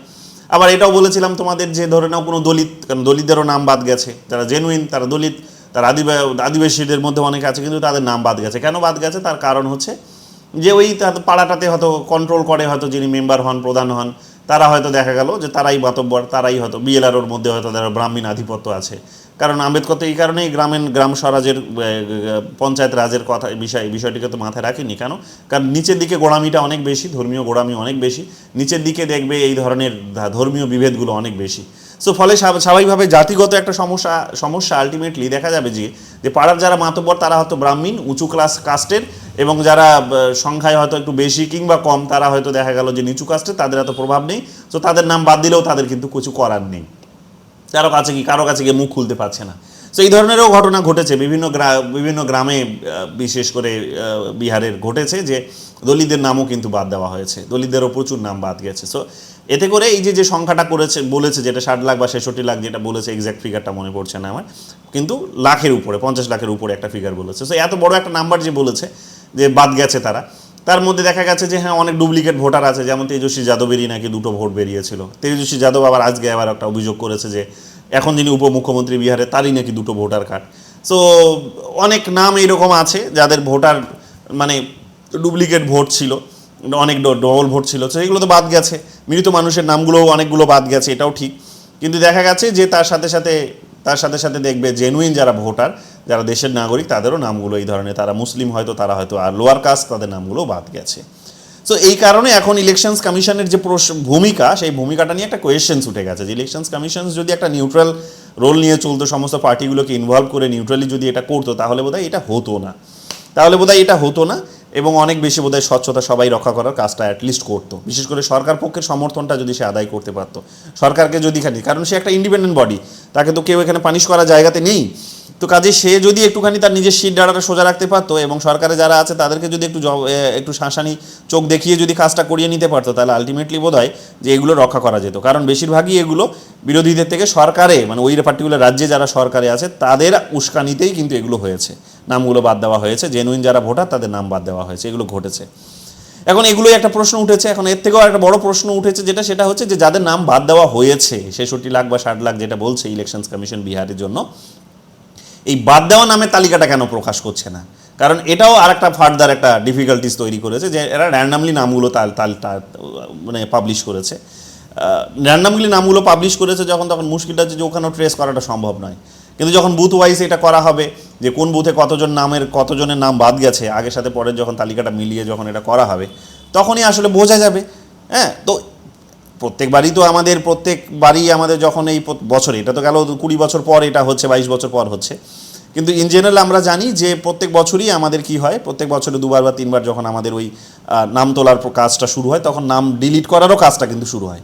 সো সেই ভোটার তালিকার শেষের দিকেই, যারা ভোটার তালিকা দেখেছো তারা বলতে পারবে, ভোটার তালিকার শেষের দিকেই দেখবে যে কতজন মানুষের নাম বাদ গেল সেইটাও কিন্তু লেখা থাকে। কতজন মানুষের লাস্ট ভোটার তালিকা যেটা রিসেন্ট পাবলিশড হয়, হ্যাঁ, লেটেস্ট যে ভোটার তালিকাটা পাবলিশড হয়, সেই ভোটার তালিকায় লাস্ট কতজন মানুষের আগের ভোটার তালিকা থেকে কতজন মানুষের নাম বাদ গেছে এবং তারা কারা, তাদের নামগুলোও সেখানে কিন্তু লেখা থাকে। তো স্বাভাবিকভাবে তার মানে কি, এটা ওরা করতো এতদিন, কিন্তু এখন কেন করছে না? যে যাদের নামগুলো বাদ গেল সেই তালিকাটা আলাদা করে প্রকাশ করছে না কেন? মানে ভয়টা কিসের পাচ্ছে, কার ভয় পাচ্ছে, কিসের ভয় পাচ্ছে? এবং সেখানে মেশিন লার্নিং ডেটা তারা পিডিএফগুলোই বা কেন দিচ্ছে না? তা না করে তারা স্ক্যান করে দিচ্ছে যাতে সেখানে সার্চ করতে না পারে, ইজিলি যাতে এখানে নামগুলো সার্চ করা না যায়, বা বাড়ির নাম্বার সার্চ করা না যায়, লোকটাকে ট্রেস যাতে না করা যায়, যে একাধিক সেখানে মানুষ ঢুকে পড়েছে কিনা সেই যাতে ট্রেস না করা যায়। তো ওই ধরনের কেন ডেটা দিচ্ছে? সো এটা একটা কোয়েশ্চেন্স মার্ক তুলে দিয়েছে, বুঝতেই পারছো যে বিরোধীদের মনে। তার মানে এখানে কোয়েশ্চেন্স, এটা এখন একটা প্রশ্ন, যেটা মানে কোয়েশ্চেন্সটা এটাই যে ইলেকশনস কমিশন তার মানে সামহাউ সরকারের সাথে এখন পাল্লা দিয়ে কাজ করছে, সরকারের সাথে মিশে কাজ করছে, বিজেপির সাথে এখন কাজ করছে। এটা তো ঠিক নয়। এখন পশ্চিমবঙ্গেও এখন দেখবে যে পশ্চিমবঙ্গের বিষয়টা আরও অনেকটা জটিল হচ্ছে এই কারণে যে পশ্চিমবঙ্গে এখন যেমন মমতা ব্যানার্জি এক দিয়ে, মানে যখন বিহারে যখন হলো তখন ইলেকশনস কমিশন বললো যে তারা পশ্চিমবঙ্গেও এই একই কাজ করবে, SIR করবে, স্পেশাল ইন্টেন্সিভ রিভিশন করবে। এখন যখন করবে তখন তারা এই ভয়টা পাচ্ছে, এখানকার সরকার এই ভয়টা পাচ্ছে যে ইলেকশনস কমিশন কিন্তু বিহারে যেই ঘটনাটা ঘটিয়েছে সেই সেম ঘটনা এখানেও ঘটাবে। কারণ এরা ভয়টা হচ্ছে কি, যে পশ্চিমবঙ্গে হচ্ছে বড় ভোট ব্যাংক হচ্ছে মমতা ব্যানার্জির হচ্ছে মুসলিমরা, মানে ধরে নাও 90% মানে কি বলবো 95% মুসলিমই হচ্ছে কিন্তু ধরে নাও এক প্রকার টিএমসিকে ভোট দেয়। এবং টিএমসি দেখবে যে ওই হিন্দুদের ভোটটা দেখবে এখন টিএমসি আর বিজেপির মধ্যে ভাগাভাগি হয় এবং আরও অন্যান্য ছোট দলগুলোর মধ্যে ভাগাভাগি হয়। কাজেই ভাগাভাগি হয়ে গেল হিন্দু ভোটটা, মুসলিম ভোটটা ভাগাভাগি হয় না। তো এই মুসলিম ভোটটাই আলটিমেটলি ডিসাইডিং ফ্যাক্টর হয়ে দাঁড়ায়, এবং মুসলিম ভোটটা গিয়ে যাকে চাঙ্ক নাম্বারে যাকে গিয়ে তারা যে পার্টিটাকে ভোট দেয় আলটিমেটলি সেই পার্টিটাই জেতে। সো এইরকমভাবে দেখা গেল যে টিএমসি এইরকম অর্ধেকটা মুসলিম ভোট হিন্দুদের ভোট পেয়েছে আর পুরো মুসলিম ভোটটা পেয়ে আলটিমেটলি অন্য সমস্ত পলিটিক্যাল পার্টিসগুলোর থেকে এগিয়ে থাকছে এবং তারা এইরকমভাবে ক্ষমতায় জিতে আসছে, এবং এটাও বামপন্থীদের আমলেও এই জিনিসটাই হয়ে এসেছিল। তো যাই হোক, এখন মমতা ব্যানার্জি এই কারণে ভয় পাচ্ছে যে যেহেতু এদের আবার শত্রুতা হচ্ছে হিন্দুদের সাথে, মানে লজিক যে মুসলিমদের সাথে, যেহেতু ওরা একটা কোর হিন্দুত্ববাদকে মূল্য দিচ্ছে, ভ্যালু দেয়। এখন পশ্চিমবঙ্গে এরা ঢুকতে না পারার একটা বড় কারণ হচ্ছে যে মুসলিম ভোট ব্যাঙ্কটা সেখানে গিয়ে পুরোটাই হচ্ছে মমতা ব্যানার্জিকে ভোটটা দিচ্ছে, তো ফলে এখানে এরা পাত্তা পাচ্ছে না। এবং মুসলিমরা তো কোনোদিন বিজেপিকে ভোট দেবে না, তার কারণ কেন দেবে? কারণ বারে বারেই মুসলিমদের উপর বিভিন্ন ধরনের দেখবে মুসলিমদের ইস্যুসগুলোকে তাদের হাতিয়ার করেছে, সাংবিধানিক পদ্ধতিতেই হয়তো হাতিয়ার করেছে, কিন্তু আলটিমেটলি তাদের গিয়ে ডিরেক্টলি হোক ইনডিরেক্টলি হোক তাদের উপর অ্যাটাক করেছে। এখন মুসলিমদের যে অধিকারগুলো আছে, মাইনরিটিসদের যে অধিকারগুলো আছে, সেটার উপর এরা অ্যাটাক করছে বারবার বিজেপি। এই কারণে এরা তো ভালো করেই জানে মুসলিমরা যে বিজেপিকে তারা ভোট দেবে না, আর বিজেপি ভালো করে জানে মুসলিমরা আমাকে ভোট দেবে না। তো সামহাউ এদেরকে এই কারণে মমতা ব্যানার্জির বা এবং টিএমসির এবং শাসক দলের এই ধরনের এখানকার শাসক দলের সমস্যাটা হচ্ছে যে ইলেকশনস কমিশন যদি এদেরকে ভুল করেও বাদ দিয়ে দেয়, আমি যদি অ্যাড করাতে না পারি এদেরকে, এবং যদি বাদ দিয়ে দেয় তাহলে, এবং যদি এদেরকে এরকম আইনি জটিলতার মধ্যে ফেলে দেয়, তাহলে তো ইলেকশনস তো আমি জিততে পারবো না, তো কিছুই না। প্রত্যেকটা হয়তো কনস্টিটিউয়েন্সি থেকে ধরে নাও যে মোটামুটি তোমরা দেখবে যে 4000 5000-এর ডিফারেন্সে বা 3000 2000-এর ডিফারেন্সে দেখবে জিতে যায়, সরকার পক্ষ জিতে যাচ্ছে। তোমরা ভোটের তালিকাটা ইলেকশনের যে রেজাল্ট 2021 সালে সেটা বের করে দেখবে যে 294টা সিটের মধ্যে বেশ কতগুলো সিটে তোমরা দেখবে, বেশ মেজরিটি অফ সিট দেখবে 3000 4000 ভোটের ডিফারেন্স। বিজেপি হয়তো পেয়েছে ধরে নাও 80,000 ভোট, আর টিএমসি পেয়েছে হয়তো ধরে নাও 83,000 ভোট, তো এই 3000 ডিফারেন্সে জিতে যায়। এখন প্রত্যেকটা কনস্টিটিউয়েন্সি থেকে, বিধানসভা থেকে যে 3000 মানুষকে বাদ দেওয়াটা কিন্তু ডিফিকাল্ট কিছু নয়, খুব সহজ কাজ। এখন যদি এটা করে দেওয়া যায় আলটিমেটলি এখানে টিএমসি জিততে পারবে না। এখন ইলেকশনেরও আগে করাচ্ছে, যেহেতু ইলেকশনস কমিশনও টাইমটা এমন বেছে নিয়েছে যে ঠিক ইলেকশনের আগে এসে এখানে তিনি করাবেন। ইলেকশনের আগে মানে তার দেখা গেল যে কখন করবেন, এই যে এখন যেমন শুরু করার কথা ছিল আগস্ট মাস থেকে, এখন আগস্ট মাস থেকে শুরু করার কথা ছিল। আগস্ট মাস থেকে শুরু হলে ধরো এইটা এখন চলবে ধরো 1 মাস, আরও ধরো 2 মাস চলবে, তো এইটা করতে করতে এই বছরটা গড়িয়ে যাবে। এই বছর গড়িয়ে গেলে পরের বছর কিন্তু সেখানে ইলেকশনস আসছে। এখন ওই অল্প সময়ের মধ্যে যদি এই ধরনের জটিলতাগুলো শুরু হয় এবং ইলেকশনস কমিশন যদি একটুখানি আর্লি ইলেকশনস ঘোষণা করে দেয়, এই ঘটনাগুলোও যদি ঘটে, তাহলে কিন্তু টিএমসি কিন্তু সুযোগ পাবে না যে যাদের নাম হয়তো এখানে রাজনৈতিক অভিসন্ধির জায়গা থেকেই হয়তো বাদ দেওয়া হয়েছে, তাদের নামগুলো না ঢোকাতে পারলে তারা জিততে পারবে না। সো এইরকমভাবে তারা ভয় পাচ্ছে যে প্রত্যেকটা বিধানসভাতে ওই 3000 2000 মানুষের যদি ভোট বাদ দিয়ে দেয়, সেটা বড় একটা সংখ্যা নয় বিধানসভা ভিত্তিক, কারণ লাখ লাখ সেখানে ভোট, তার মধ্যে 3000 মানুষের বাদ যাওয়াটা কিন্তু খুব সাধারণ একটা ব্যাপার। মানে সাধারণ ব্যাপার মানে ভোট বাদ গেলেও সেটা কিন্তু বড় একটা ফিগার নয়, বড় সংখ্যার নিরিখে। কিন্তু নির্বাচনে জেতার নিরিখে এই বিজেপি আর টিএমসির মধ্যে যে পার্থক্যটা থাকে, রেজাল্টের যে পার্থক্যটা থাকে, সেটা নিরিখে এটা একটা বিশাল ডিসাইডিং ফ্যাক্টর হয়ে যাবে যে সেখানে হয়তো টিএমসি আর জিততে নাও পারে। ধরে নাও প্রায় 294টার মধ্যে ধরে নাও তোরা প্রায় 150টার মতো সিটে হয়তো টিএমসি আর জিততে পারবে না। যদি প্রত্যেকটা বিধানসভাতেই ধরে নাও 3000 3500 4000 করে যদি ভোট বাদ যায়, তাহলে ধরে নাও এক প্রকার জিততে পারবে না। এবং সেগুলো কোন ভোটগুলো না, যেগুলো যে দেখা যাবে যে এখানে টিএমসির ভোট ব্যাঙ্কটা হচ্ছে যেমন মুসলিম পুরোটাই টিএমসিকে ভোট দেয়, এখানকার ভোট ব্যাঙ্ক হচ্ছে যেমন হচ্ছে বলতে পারো যে কি বলবো যে আপার কাস্ট কিছু আছে, আপার কাস্ট কিছু আছে, তারা এখানে তারা ইয়েকে ভোট দেয় না, কি বলবো টিএমসিকে এতটা ভোট, বিজেপিকে ভোট দেয় না, তারা টিএমসিকে ভোট দেয়। এবং ইন জেনারেল প্রত্যেকটা সেকশনসেরই মানুষরা দেয়। তো মোটামুটিভাবে পলিটিক্যালি টার্গেটেড মানুষগুলোকে যেমন দেখলাম আমি আমার ব্লক থেকেই, পাশের গ্রাম থেকেই দেখলাম যে দুটো মুসলিম পরিবারকে সেখানে কিন্তু তুলে নিয়ে চলে গেছে পুলিশ। কেন? তার কারণ ওরা 1998 সালে নাকি হচ্ছে ভারতে ঢুকেছিল এবং এখানে এসে Aadhaar card, voter card, PAN card বানিয়ে নিয়েছে, ঠিক আছে, সব কিছুই বানিয়ে নিয়েছে। তো 1998 সাল মানে আজ থেকে প্রায় হচ্ছে কিন্তু 27 বছর আগের কথা, 27 বছর আগে ঢুকেছিল, তাদেরকে কিন্তু এখানে পুলিশ এসে তুলিয়ে নিয়ে চলে গেল। সেটা অবাক করার কিছু নেই। এইরকম তোমরা এই গত 25 বছরে ধরে নাও 2002 সালের পর থেকে এইরকম প্রচুর মানুষ, মুসলিমরাও ঢুকেছে, এমন নয় যে শুধু হিন্দুরা ঢুকেছে। যে বাংলাদেশে হিন্দু নির্যাতন হচ্ছে বলে এখন শুধু হিন্দুরাই এসেছে তা নয়, মুসলিমরাও প্রচুর সংখ্যাতে এসেছে। বা অনেকে হয়তো ওখানে হিন্দু ছিল, তারা এইখানে এসে মুসলিম পাড়াতে এসে থাকার সুযোগ পেয়েছে, তো তারা নিজেরা মুসলিম হয়ে গেছে, এইটাও হয়েছে। অনেক অনেক আমার মানে কি বলবো যে মানে এক্সপিরিয়েন্স আছে, ঠিক আছে, আমি এখানে প্রকাশ্যে নিয়ে আসবো না এই জিনিসগুলোকে, বাট আমি এটা বলতেই পারি এটা যে মানে আমার কানে শোনা এই জিনিসগুলো, ঠিক আছে, যে ওইখান থেকে ওই পার থেকে তারা ওই পারে, তারা বাংলাদেশের ওপারে তারা হিন্দু ছিল, এই পারে এসে তারা দেখা গেল যে ধরে নাও এই জায়গাটাতে তারা এসেছে, পার হয়ে এসেছে, এসে এখানে কোথাও একটা জায়গা কেনার সুযোগ পেয়েছে, তো জায়গাটা কিনে নিয়েছে, সস্তায় জায়গা পেয়েছে, কিনে নিয়েছে।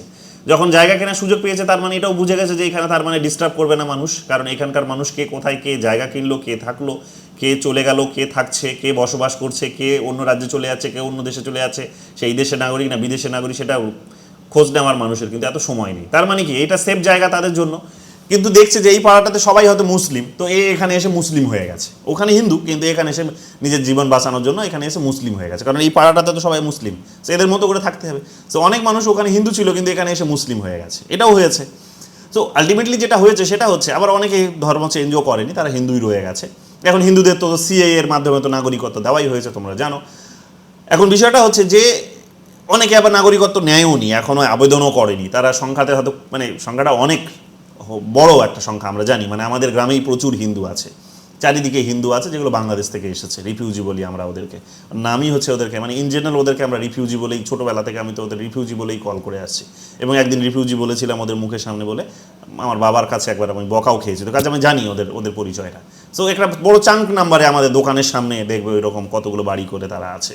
এখন বিষয়টা হচ্ছে তারা এখানে এই যে সিএ এর মাধ্যমে তারা পেয়ে গেল, যদি নাও পায় তাহলে আবেদন করলেও তারা পেয়ে যাবে, তাদের বিশেষ কোনো অসুবিধা হবে না। কিন্তু যারা মুসলিম পরিচয় নিয়ে আছে বা তারা জেনুইনলি মুসলিম, তাদের অসুবিধে কী অসুবিধে, কারণ তাদের তো নাগরিকত্ব দেয়নি সিএ এর মাধ্যমে। তাহলে এরা যেহেতু নাগরিকত্ব পায়নি, এবং তোমরা মুসলিম মানে বুঝতে পারছো যে একটা পার্টিকুলার রাজনৈতিক দলকেই ভোট দেবে, মানে টিএমসিকেই ভোট দেবে। সো যেদিন এদেরকে তুলে নিয়ে গেল, সেদিন যখন সাংবাদিক সুকান্ত মজুমদার, যে মন্ত্রী আমাদের এবং রাজ্যের প্রেসিডেন্টও ছিলেন, এখন তো শ্রমিক ভট্টাচার্য মন্ত্রী রাজ্যের প্রেসিডেন্ট বিজেপির, সো তিনি আমারই বালুঘাট লোকসভার তিনি যেহেতু সাংসদ, তো তাকে ফোন করেছে সাংবাদিক, লোকাল সাংবাদিক, যে দুটো পরিবারকে তুলে নিয়ে গেছে, কি বলবেন। তো বলেছে যে এরা ওই ঢুকেছিল একটা সময় 1998 সালের দিকে ঢুকেছে, বেড়াটেড়া তখন ছিল না, তখন তাদেরই সরকার ছিল যদিও, কিন্তু তখন ঢুকেছে, ঠিক আছে, বেড়াটেড়া ছিল না, ঢুকে গেছে কোনো রকমভাবে, সো ঠিকই তো ঢুকেছে, তো নিয়ে যাবে। এবং এরা যেহেতু একটা পার্টিকুলার রাজনৈতিক দলকে ভোট দেয়, তো ঠিকই করেছে। সো এক প্রকার একটা রাজনৈতিক একটা ইন্ধন দিয়ে দিল, রাজনৈতিক একটা কথা বলে দিল সুন্দর করে, যে যদি তুমি ওদেরকে টিএমসিকে ভোট দিয়েছো তার মানে তোমার কিন্তু এটা খানিকটা একটা ইন্ধন বলতে পারো, মানে এটা একটা অ্যানালিসিস করে এটাই বেরিয়ে আসে যে একটা পার্টিকুলার রাজনৈতিক দলকে যদি ভোট দাও তুমি, তার মানে তোমার যদি সুযোগ পায় ওরা, তাহলে তোমাকে আবার এখান থেকে তুলে নিয়ে বাংলাদেশে ফেলে দিয়ে আসবে, এবং ওটাই করলো। সো ফলে এখন মুসলিমরা যারাও এখানে ঢুকেছে বা হিন্দুরাও যারা ঢুকেছিল, যারা মুসলিম পরিচয় নিয়ে দীর্ঘদিন ধরে আছে, এতদিন প্রবলেম হয়নি, কিন্তু এখন তাদের জন্য প্রবলেম হয়ে গেছে। সো এইরকমভাবে গোটা রাজ্য জুড়ে যদি আমি মনে করি যে প্রত্যেকটা বিধানসভাতে যদি 3000 4000 যদি খুঁজেও পাওয়া যায় এদের এইরকম কোনো মানুষকে যারা বাংলাদেশি বা যাদের কাছে হয়তো বৈধ কাগজপত্র নেই, কারণ ইলেকশনস কমিশন তো একটা ভোটের একটা তালিকা, তো লম্বা একটা তালিকা ঝুলিয়ে দিয়েছে, 11টা বা 12টা একটা তো ডকুমেন্টসের কথা বলেছে, তো সেই ডকুমেন্টসগুলো তো অনেকের কাছে নেই, কারণ এরা হচ্ছে অনেক নিরীহ মানুষ, গরিব মানুষ, সাধারণ মানুষ, এদের বাড়িঘরেরই ঠিক নেই, তো কাগজপত্র আর কোথা থেকে পাবে, এরা তো যাযাবরের মতো জীবনযাপন করে। দেখবে লকডাউনের সময় আমরা দেখেছি এগুলো, যে দিল্লি, বম্বে, উত্তরপ্রদেশ, প্রচুর রাজ্যে, হরিয়ানা, প্রচুর রাজ্যে মানুষ ওখানে গিয়ে কাজ করতো, এবং তারা আসছে। তো স্বাভাবিকভাবে বুঝতেই পারছো যে বড় সংখ্যক একটা মানুষ, এরা গরিব, এদের কাছে কাগজপত্র নেই, এবং অনেকেই দেখবে বন্যা হয়েছে, বন্যাতে দেখবে সব এগুলো ভেসে চলে গেছে, বাড়িতে আগুন ফাগুন লেগে গেছে, ভেসে চলে গেছে, তো তাদের কাছে এগুলো নেই। এবং অনেকে শিক্ষিত না হওয়ার ফলেও তারা কোনো দিন স্কুলেও যায়নি, বাড়ি যে জায়গাতে তারা করে আছে সেইটা হয়তো তাদের নিজেদেরও সম্পত্তি নয়, হ্যাঁ, এই ধরনের, বা কাগজ হয়তো আছে সেখানে তাদের নামগুলো ঠিকঠাক নেই, হ্যাঁ, ভুলভাল হয়তো নাম আছে, মিলবে না, সিমিলারিটিস পাবে না খুঁজে, তো কাজে দাবি তো করতে পারে না যে এটা তারই কাগজ। অনেক ধরনের প্রবলেম আছে। তো এক প্রকার মানুষ ভয়ে আছে যে তালিকার কথা বলেছে সেটাও যদি আমি শো করতে না পারি, তো আমার নামটা তো বাদ যাবে সেখানে, মানে আমি হিন্দু হলেও আমার নামটা বাদ যাবে। সো আলটিমেটলি এখানে কি হচ্ছে যে এখানে ভয়ে আছে এক প্রকার মানুষ, যে এইরকমভাবে যদি একটা বড় সংখ্যায় না ভোট বাদ যায়, তাহলে কিন্তু আলটিমেটলি তার প্রভাবটা টিএমসির উপরে পড়বে, কি তারা ক্ষমতায় জিতে আসতে পারবে না, কারণ প্রত্যেকটা বিধানসভাতে 3000 ভোট বাদ যাওয়া মানেই তোমরা ওই যেটা বললাম যে ডিফারেন্সটা 3000 4000 5000 6000-এর মধ্যেই থাকে। সো বাদ গেলে কিন্তু টিএমসি জেতাটা কিন্তু এই 2026 সালে এসে কিন্তু ডিফিকাল্ট হয়ে যাবে। এই কারণে এখন টিএমসি বলছে যে যদি এটা রাজনৈতিক স্বার্থসিদ্ধি করার জন্য হয়ে থাকে, তাহলে কিন্তু এটা মানে এক তো অমানবিক এটা কাজ, এবং আবার নিরাপত্তারও প্রশ্ন তো দেশের আছে, সেটাও তো ইলেকশন কমিশন তো দেখবেই, তার স্বচ্ছতা মেনটেন করা সেটা তো করবে। কিন্তু প্রশ্ন হচ্ছে যে যদি রাজনীতিকরণ যেটা হয়, যেটা তারা অভিযোগ করছে যে বিহারে যেটা হয়েছে, যে এতগুলো মুসলিম মানুষের ভোট বাদ গেছে, যেগুলো দলিতের ভোট বাদ গেছে, হ্যাঁ, এগুলো ওই রকম যদি ঘটনা এখানেও যদি ঘটে, এবং এই ফর্মুলাগুলো বলছে যে ঘটতেই পারে, কারণ ইলেকশনস কমিশনস যে বললাম যে শুরুতে ইলেকশনস কমিশনসকে নিয়োগ করার ক্ষেত্রে তো শুরুর দিকে তো বিজেপির মেজরিটি কাজ করেছে সেখানে। সো বিজেপি নিজের মতো লোকগুলো, মানে সরকার নিজের মতো পছন্দের লোকগুলোকে ওখানে ইলেকশনস কমিশন করেছে। ইলেকশনস কমিশনসের এখানে ওরা এসে যদি এখন বিজেপির হয়ে কাজ করে তাহলে এটাও অবাক হওয়ার কিছু থাকবে না, কারণ বিহারে তো আমরা দেখতেই পাচ্ছি স্বচ্ছতা বলে কিছু নেই। যে ছবিটা এর আগেও ক্লাসে তোমাদের বলেছিলাম যে ছবিটা যেখানে পোস্ট করা আছে টুইটারে, তো সেই ছবিটা অজিত আঞ্জুম যিনি ইউটিউবার এবং আগে সাংবাদিক ছিলেন, তো সাংবাদিক তিনি যখন পাড়াতে যাচ্ছেন ওই মহিলাগুলোকে ট্রেস করে বের করেছেন যে এই যে আপনাদের যে কাগজটা হাতে ধরে আছেন এই কাগজটা কি আপনাদের দিয়েছে, তো বলছে না, তো এটা জাস্ট আমাদের ছবি তুলে নিয়ে আবার ফেরত নিয়ে নিয়েছে তারা, তো আমাকে তো ওই সব কিছু দেয়নি। তো তার মানে কি এই ধরনের ইলেকশনস কমিশন যে স্বচ্ছতার দাবি করছে সেই স্বচ্ছতাটা তাদের নেই। এখন পশ্চিমবঙ্গে যদি এসে এই জিনিসটা হয় তাহলে কিন্তু আলটিমেটলি টিএমসির জন্য জেতাটা একটু মুশকিল হয়ে যাবে, টিএমসির জন্য জেতাটা মুশকিল হয়ে যাবে। এবং এই কারণে তোমরা দেখবে যে টিএমসি একটুখানি সচেতনতার সাথেই পদক্ষেপ নিচ্ছে এবং তারা বলার চেষ্টা করছে, যেমন এই কারণে ইলেকশনস কমিশন প্রায় রেডি ঘোষণা করার জন্য, ইলেকশনস এই এসআইআর করার জন্য পশ্চিমবঙ্গে, হ্যাঁ, ভোটার তালিকা সংশোধন করার প্রক্রিয়া, নাম বাদ দেওয়ার তালিকাতে তারা রেডি। কিন্তু কথাটা হচ্ছে যে সেখানে মানে প্রশাসনের সাথে, কারণ করতে হলেও তো এখানকার রাজ্য সরকারেরই তো এমপ্লয়িজগুলোকে নিয়ে তো করতে হবে, হ্যাঁ, কারণ একটা বড় সংখ্যক এমপ্লয়িজের প্রয়োজন পড়বে, তো তারা কোথা থেকে পাবে সেটা? তো রাজ্য সরকারেরই এমপ্লয়ি, ইলেকশনস কমিশনও তো অ্যাজ সাচ নিজের কোনো তো এমপ্লয়ি নেই, কর্মচারী নেই, এরা রাজ্য সরকারগুলোরই কর্মচারীদের দিয়ে কাজ করাতে হয়। স্কুলের কোনো টিচার হয়তো দেখা গেল, কোনো হয়তো সেখানে প্রাইমারি কোনো হাই স্কুলের টিচার কোনো হয়তো দেখা গেল এরকমভাবে, তো স্বাভাবিকভাবে বুঝতেই পারছো যে সরকারেরই এরা হচ্ছে এমপ্লয়ি, তো সরকারের এমপ্লয়ি নিয়ে কাজ করতে হবে। তো এখন এই কারণে সরকার এখন এমপ্লয়ি দেওয়া না দেওয়ার মধ্যে এইটা একটা ঝামেলা চলছে, মানে একটা প্রস্তুতি নেই আমাদের, এরা বলার চেষ্টা করছে, ওরা বলছে আমরা প্রস্তুত আছি। তো এইরকমভাবে দুপক্ষের মধ্যে একটা এখন টানাপোড়েন চলছে ইলেকশনস কমিশন এবং রাজ্য সরকারের মধ্যে, এবং এই জায়গায় কিন্তু এটা দাঁড়িয়ে আছে। এখন প্রশ্ন হচ্ছে যে ইলেকশনস কমিশনের এই পদক্ষেপটা কি রাজ্য সরকার ডিনাই করতে পারে যে তাকে করতে দেবো না আমি এখানে স্পেশাল ইন্টেনসিভ রিভিশন? না, রাজ্য সরকার এটা করতে পারবে না। এটা বিশ্বনাথ চক্রবর্তী স্যার দেখবে এবিপি আনন্দে কিছুদিন আগেই বলেছেন যে এটা করতে পারবেন না। কেন? কারণ এবং তোমাদেরও আমি গতদিন পড়ালাম, লাস্ট ক্লাসে তোমাদের পড়ালাম যে 365 নম্বর ধারা অনুসারে সেখানে কেন্দ্র সরকারের কোনো অর্ডার হয়তো কেন্দ্র সরকার জারি করেছে, এবং সেইটা যদি কেন্দ্র সরকারের অর্ডার যদি কমপ্লাই করতে রাজ্য সরকার না পারে তাহলে তো এক প্রকার 356 নম্বর ধারা জারি করে দেবে, সেই ক্ষমতাটা কেন্দ্রের আছে, তাই না? আবার দেখা গেল যে এই যে ইলেকশনস কমিশন একটা ইন্ডিপেন্ডেন্ট বডি, তার কাছ থেকে সে নিজের মতো করেই করবে, সংবিধানই তাকে সেই ক্ষমতাটা দিয়েছে, সে স্বাধীনতা দিয়েছে, সে করবে। এখন করতে গিয়ে, কারণ রাজনীতি হবে কি হবে না সেই সন্দেহে তো তুমি তাকে আটকাতে পারো না একটা সাংবিধানিক বডিকে, যদি না হয় তাহলে তুমি তো তাহলে আটকিয়ে তার মানে তার উদ্দেশ্যকে তুমি ব্যাহত করেছো, তার তো স্বাধীন কাজকে তুমি ব্যাহত করেছো, সেটা তো করতে পারো না। তো স্বাভাবিকভাবে সে তার কাজটা করবে, তুমি যেন তেন প্রকারেই করবে, কেউ আটকাতে পারবে না। এখন ইলেকশনস কমিশন যদি এই কাজটা করে, কিন্তু করতে গিয়ে রাজ্য সরকার যদি এরকমভাবে বিলম্ব করে এবং তাতে যদি ইলেকশনসটা খুব কাছাকাছি চলে আসে, মুশকিলটা কী হবে? মুশকিলটা হবে এটাই যে সরকারের মেয়াদ তো শেষ হয়ে যাবে। ধরে নাও যে সরকারের মেয়াদ তো আগামী বছরের হয়তো জুন পর্যন্ত আছে, তো জুন পর্যন্ত আছে, সরকারের মেয়াদ তো শেষ হয়ে যাবে। তো এখন আর ধরো 8 মাস আছে, কারণ ইলেকশনস তো আবার ইলেকশনস কমিশন তার আগেই তো ঘোষণা করে দেবে, তা ইলেকশনস কমিশন তো ঘোষণা তো তার আগেই করে দেবে ইলেকশন ডিক্লেয়ার, তার মানে ধরে নাও 8 মাসও আর নেই ইলেকশন সরকারের হাতে, ধরে নাও এখন সব মিলে ওই ধরে নাও মোটামুটি 5 মাস 5.5 মাসের মতো টাইম আছে। তো 5 মাসটা কিন্তু খুবই কম সময়, তার মধ্যে এই এতগুলো কাজ করতে হবে, এটার একটা টাইম যাবে। এখন সব মিলেমিশে দেখা গেল যে রাজ্য সরকার যদি বিলম্ব করে তাহলে কিন্তু কেন্দ্রীয় সরকারের কাছে আর একটা ক্ষমতা থেকে যাচ্ছে, যে কেন্দ্র সরকার কিন্তু মানে ইলেকশনস কমিশন কিন্তু পুরোটাই নিজের কন্ট্রোলে নিয়ে নিতে পারে, এবং ইলেকশনস কমিশন রাষ্ট্রপতিকে বলতে পারে যে আপনি ইলেকশনস ঘোষণা করে দিন, এখানে রাষ্ট্রপতি শাসন জারি করে দিন। সো রাষ্ট্রপতি শাসনও কিন্তু জারি হয়ে যেতে পারে, এবং রাষ্ট্রপতি শাসন জারি হয়ে কিন্তু এখানে কি হতে পারে যে এই যে এসআইআর সেটা কিন্তু তারা নিজেদের মতো করে নেবে, তখন কিন্তু তাদের আর কোনো ইনফ্লুয়েন্সও থাকবে না, মমতা ব্যানার্জি তার এখন আর কোনো ক্ষমতায় থাকবে না, কারণ রাষ্ট্রপতি শাসন মানে তার তো সরকার পড়ে যাবে, তার তো সেখানে মানে বিধানসভা তার যে সরকার তারা তো আর অ্যাক্টিভ থাকবে না, নন ফাংশনাল হয়ে যাবে, তারা কিন্তু সেখানে আর তাদের কোনো মূল্য থাকবে না। সো এটাও একটা ভয়ের জায়গা যে এত কম সময়ের মধ্যে এসে করবে, ইলেকশনের এতটা কাছাকাছি এসে এই জিনিসগুলো করছে যে মানে বেশি সময়ও বিলম্ব করতে পারবে না সরকার, করলেও কিন্তু তাদের একটা বিপদের জায়গা তৈরি হবে। তো এই সমস্ত প্রশ্নগুলো এখন ঘোরাফেরা করছে, এটা নিয়ে একটা মানুষের মধ্যেও একটা ভয় তৈরি হয়েছে যে 11টা যে ডকুমেন্টসের কথা বলেছে সেগুলো হয়তো অনেকের কাছেই নেই পশ্চিমবঙ্গের মানুষের, সেগুলো হিন্দু হোক, সেগুলো মুসলিম হোক, সেগুলো দলিত হোক, সেগুলো পুরুষ হোক, সেগুলো মহিলা হোক, সেগুলো আদিবাসী হোক, অনেকের কাছে এগুলো নেই। আবার দেখা যাবে যে এত কম সময়ের মধ্যে কাজটা শেষ করতে হবে, হ্যাঁ, আবার দেখা যাবে যে মানে কাজেই সেটা আর একটা নতুন ধরনের জটিলতা তৈরি করবে। সেই সব মিলেমিশে এখনও কিন্তু পশ্চিমবঙ্গের রাজনীতি এক প্রকার পুরো পলিটিক্যাল সিস্টেম পাজেলড হয়ে আছে, কী হবে বোঝা যাচ্ছে না। তবে ইলেকশনস কমিশন তার তো কাজ করবেই, সেটা নিয়ে কোনো সন্দেহ নেই। রাজ্য সরকারও হয়তো রাজি হয়ে যাবে। মাঝখানে মমতা ব্যানার্জি তিনি একটা কাইন্ড অফ, যেটা বিরোধীরা বলছে, মানে এখানকার যারা বিরোধী, যেমন বিজেপি এখানকার বিরোধী, তারা বলছে যে কাইন্ড অফ একটা থ্রেট দিয়েছে তিনি বিএলআরওদের, মমতা ব্যানার্জি, কি যে যদি কারো নাম বাদ যায় তাহলে আমরা ভোটের পর তোমাকে দেখে নেব, বা এই কাজ শেষ হওয়ার পর তোমরা দেখে নেবো। বিএলআরওদেরকে এটা এক প্রকার যারা বলছে বিজেপি, যে হুঁশিয়ারি দিয়েছে, হুঁশিয়ারি দিয়ে ভয় দেখিয়ে তার মানে নাম ডিলিট করতে বাধা প্রদান করছে, যে সত্যিই যদি কেউ মারা গিয়ে থাকে তার নামটা, তার মানে কি ওই বিএলআরও কিন্তু ভয়ে আর ডিলিট করতে চাইবে না। সেই অভিযোগটাও করছে। এটা নিয়ে তোমরা দেখবে যে শ্রমিক ভট্টাচার্য, বিজেপির এখন যিনি প্রেসিডেন্ট, তিনিও এটা সাংবাদিক সম্মেলনে এটা নিয়ে কথা বলছেন, পার্লামেন্টেও এটা নিয়ে হইচই হচ্ছে। সেই সমস্ত বিষয়গুলো দেখবে এখন আলোচনার কেন্দ্রবিন্দুতে আছে, যে ওইখানে যেমন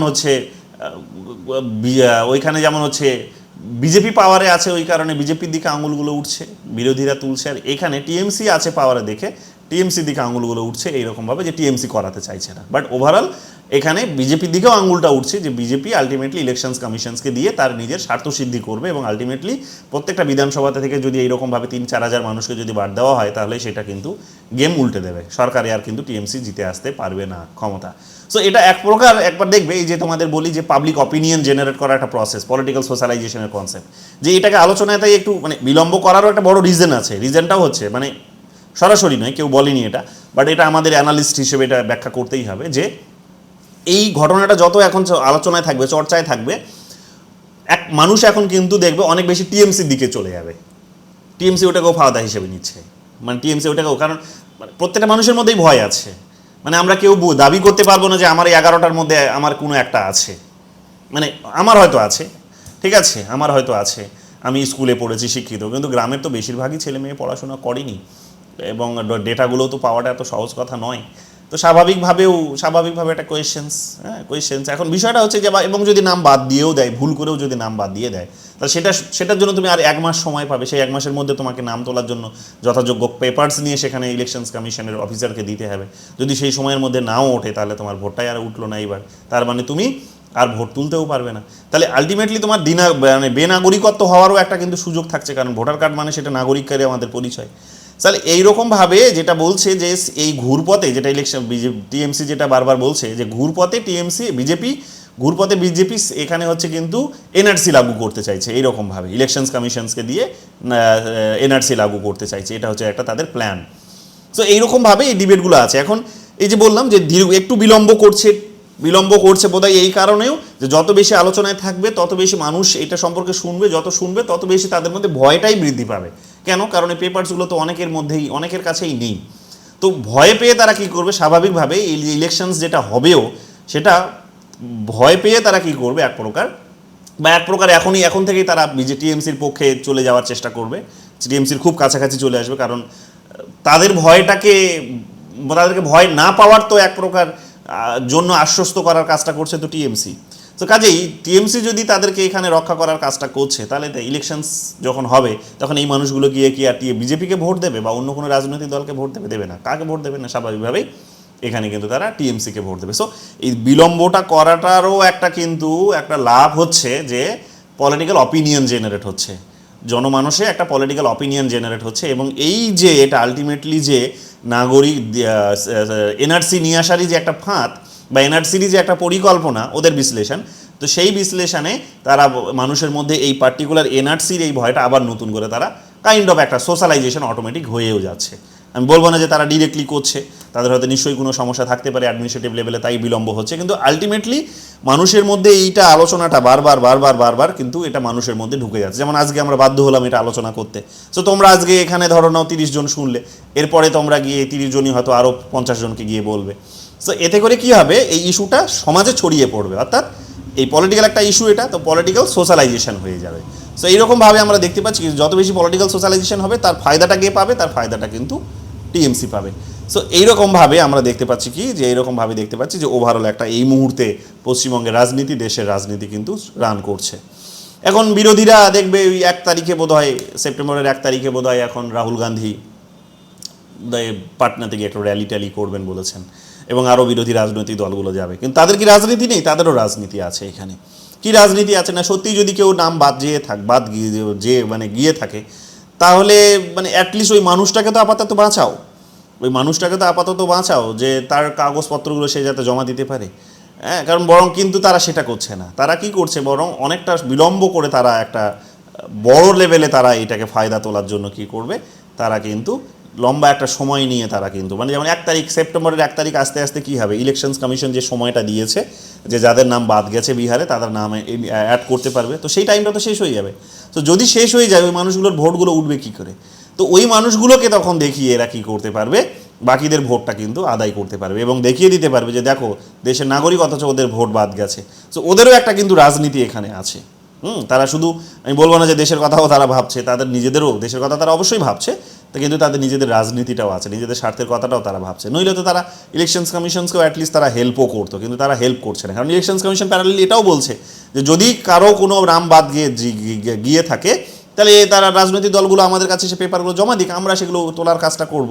কিন্তু সেই পদক্ষেপটা আমরা দেখতে পাচ্ছি না, বরং তারা বলছে যে আমরা মিছিল করব, আমরা মিটিং করব, আমরা বড় কোনো পদক্ষেপ নেব।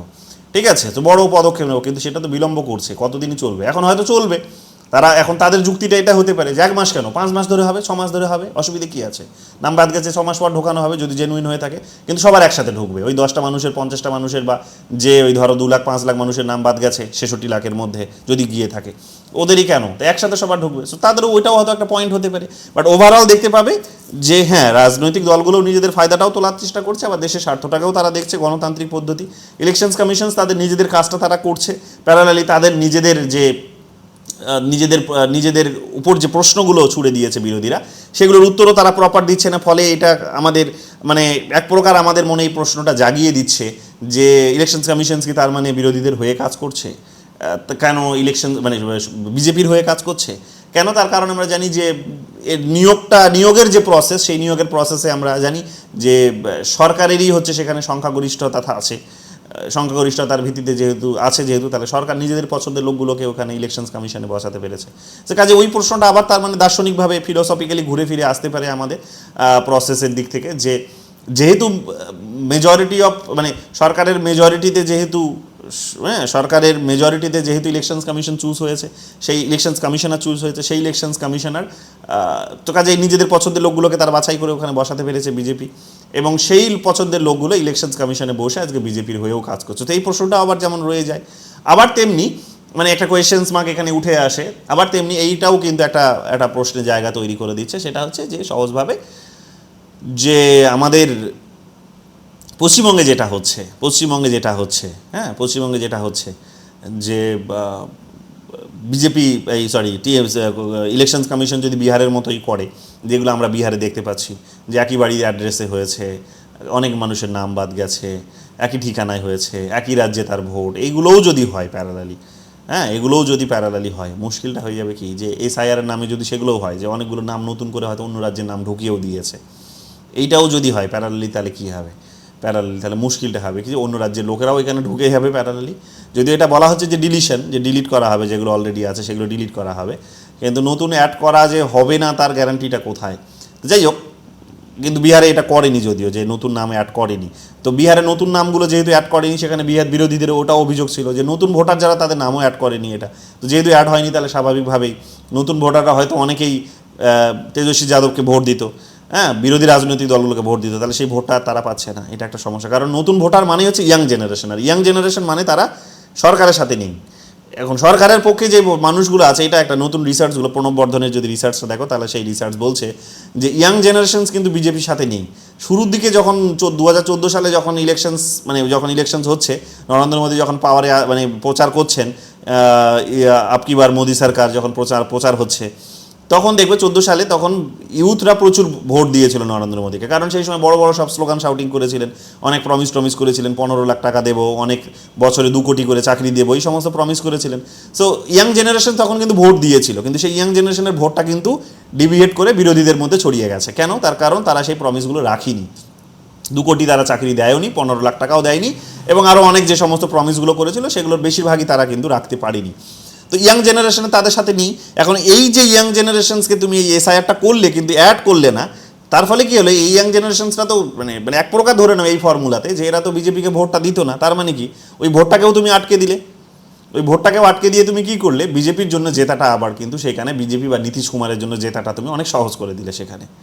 সো ওই একই কেস এখানেও হতে পারে, যে এখানকার ইয়াং জেনারেশনস মানে ধরে নাও তারা অনেক বেশি মানে তারা এখন চাকরির থেকেও বেশি ভাবে তারা এটাকে দেখবে যে এনআরসির প্রসঙ্গ থেকে দেখতেই পারে তারা এখানে। তো সেটাও যদি না হয় একটা কোয়েশ্চেন্স মার্ক এখানেও উঠবে, যে তার মানে কারণ ইয়াং জেনারেশনস তো ইন জেনারেল বিজেপিকে ভোট দেয় না। বিজেপিকে তাহলে কারা ভোট দিচ্ছে? বয়স্করা ভোট দিচ্ছে।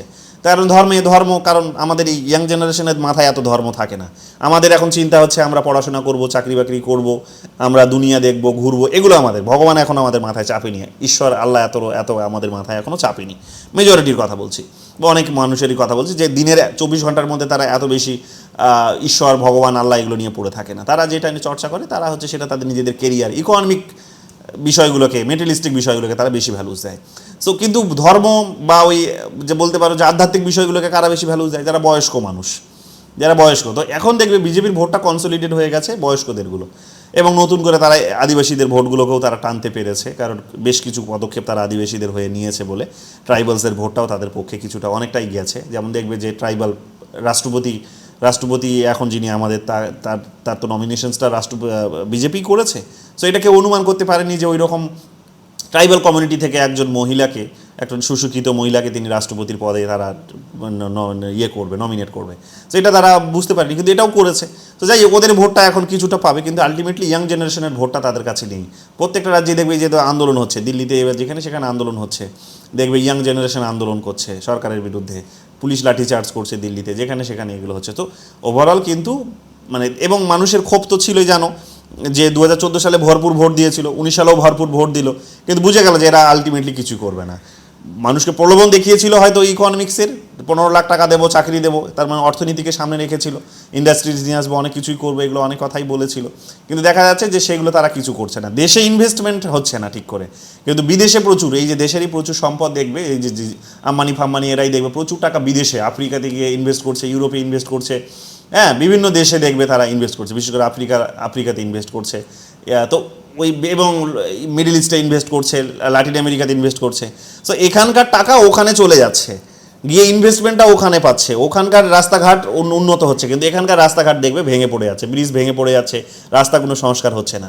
সো এই যে এদের যে বিজনেস পলিসি, সেই পলিসিরও একটা কিন্তু যেটা ফরেন পলিসির সাথে যেটা লিঙ্কড, তো সেইটারও একটা লুপ হোলস আছে, যে দেশে হয়তো আমাদের অর্থনৈতিক বৃদ্ধি হচ্ছে, আমরা 3 ট্রিলিয়ন থেকে 4 ট্রিলিয়নে যাচ্ছি, কিন্তু দেখা যাচ্ছে যে টাকাগুলো, এবং দেখা যাচ্ছে যে এই যে যেটা বললাম যে 1991 সালের পর থেকে বিশেষ করে দেশে কি হচ্ছে, 1991 সালের পর থেকে দেশে ওই যেটা ওয়ার্ল্ড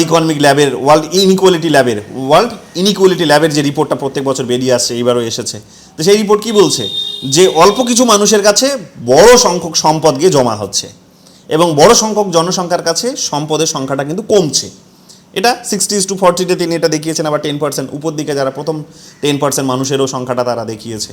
তো সেখানে এটাই বলছে যে তার মানে অল্প কিছু মানুষের হাতে বড় একটা সম্পদ যখন চলে যাচ্ছে, তখন বড় একটা সম্পদ মানুষের কাছ থেকে কিন্তু সম্পদের সংখ্যাটাও কমছে। আলটিমেটলি এটা যেটা প্রবলেম ক্রিয়েট করেছে সেটা হচ্ছে কি, যে এই মানুষগুলো মানে ওই মানুষগুলো যে যাদের কাছে গিয়ে টাকা জমা হচ্ছে, যেমন রিলায়েন্সের কথা বলতে পারি, মুকেশ আম্বানির কথা বলতে পারি, সো এ তো পৃথিবীর বিভিন্ন জায়গায় তো ইনভেস্ট করে রেখেছে, বলে রাস্তাঘাট তৈরি হচ্ছে, ওখানে কোনো বিল্ডিং তৈরি হচ্ছে, কমিউনিটি হল তৈরি হচ্ছে, স্কুল কলেজ হসপিটাল ওখানে তৈরি হচ্ছে, এখন ওইখানে ওই সমস্ত জিনিসগুলো হচ্ছে, কিন্তু এইখানে তো হচ্ছে না। ওইখানে বিদ্যুৎ তৈরি হচ্ছে, ওইখানে সমস্ত কিছু হচ্ছে, এখানে তো হচ্ছে না। হয়তো বেনিফিটটা আসছে, সুদের টাকাটা যেটা হয়তো তারা পাচ্ছে, বিজনেসের টাকাটা যেটা পাচ্ছে সেটা আছে, কিন্তু পুরো পুঁজিটাই যদি এখানে ইনভেস্ট করা হতো, পুরো পুঁজিটাই যদি এখানে ইনভেস্ট করা হতো দেশের মধ্যে, যেখানে রাস্তা নেই রাস্তা তৈরি করা হবে, যেখানে ব্রিজ নেই ব্রিজ তৈরি করা হবে, স্কুল নেই স্কুল তৈরি করা হবে, হসপিটাল নেই হসপিটাল তৈরি করা হবে, এটা যদি হতো, তাহলে লাভটা কি হতো? তাহলে লাভটা হতো যে লাভের সাথে সাথে পুঁজিটাও ইনভেস্ট হওয়ার ফলে এখানে মানে পুঁজিটাও এখানে ইনভেস্ট হবে, তার লাভটা এখান থেকেই বেরিয়ে আসবে, এই লাভটা এখানে আবার ফার্দার কিন্তু এখানকার রাস্তাঘাটগুলোকে উন্নত করবে, ইনফ্রাস্ট্রাকচার উন্নত করবে, কিন্তু সেটা তো হচ্ছে না। সো এদের যে ফরেন পলিসি নরেন্দ্র মোদীর যে ফরেন পলিসি, সেই ফরেন পলিসিতে অত্যধিক বেশি বিশ্বের বিভিন্ন দেশগুলিতে ফোকাস করার একটা বড় একটা ঘাটতিও হচ্ছে, ক্ষতিও হচ্ছে, যে ইনভেস্টমেন্টগুলো ওই সমস্ত দেশগুলোতে প্রচুর হচ্ছে, দেশের সম্পদ বেরিয়ে যাচ্ছে ওখানে, হয়তো লাভটা আসবে হয়তো, কিন্তু সেইটা লাভটা পুঁজির থেকে তো অনেকটাই কম। তো আলটিমেটলি এখানে দেখা যাচ্ছে কি, যে ইউথ জেনারেশনস তাদের যে বেসিক নিডসগুলো আছে, শিক্ষা স্বাস্থ্য থেকে শুরু করে, রাস্তাঘাট থেকে শুরু করে, পানীয় জল থেকে শুরু করে, এগুলোতে অনেকটাই কিন্তু পিছিয়ে পড়ছে, এবং এদের এই সরকারের প্রতি একটা ক্ষোভ তৈরি হচ্ছে। তো এবং তার তার উদাহরণ তারা পেয়ে গেছে, তারা উদাহরণ দেখে নিয়েছে 2024 সাল ইলেকশনসে, যে মানুষ বুঝে গেছে যে এদের দ্বারা কিছু হবে না, সেই কারণে দেখো একক মেজরিটি ভোট দেয়নি। একক মেজরিটির জায়গায় কি দেখলাম আমরা তারা কোয়ালিশনে তারা ভোট, মানে সংখ্যাটা কমিয়ে দিয়েছে, মানে মানুষ তাদেরকে এত বড় সংখ্যক, যতটা সংখ্যক ভোট তারা 2014 সালের ইলেকশনে বিজেপিকে দিয়েছিল, যতটা সংখ্যক ভোট তারা তার থেকেও বেশি সংখ্যক ভোট যখন 2019 সালে দিয়েছিল, তো সেই ভোটটা এবার কেটে দেখা গেল বিরোধীদের কাছে চলে গেছে, বিজেপি জিততে পারছে না, মানে তাদেরকে কোয়ালিশনে এসে তাদেরকে সরকার গঠন করতে হচ্ছে, একক সিঙ্গেল মেজরিটি তারা পাচ্ছে না। তার মানে তাদের মনে এটাও একটা ভয় তৈরি হচ্ছে যে 2029 সালের ইলেকশন তারা আবার জিততে পারবে না।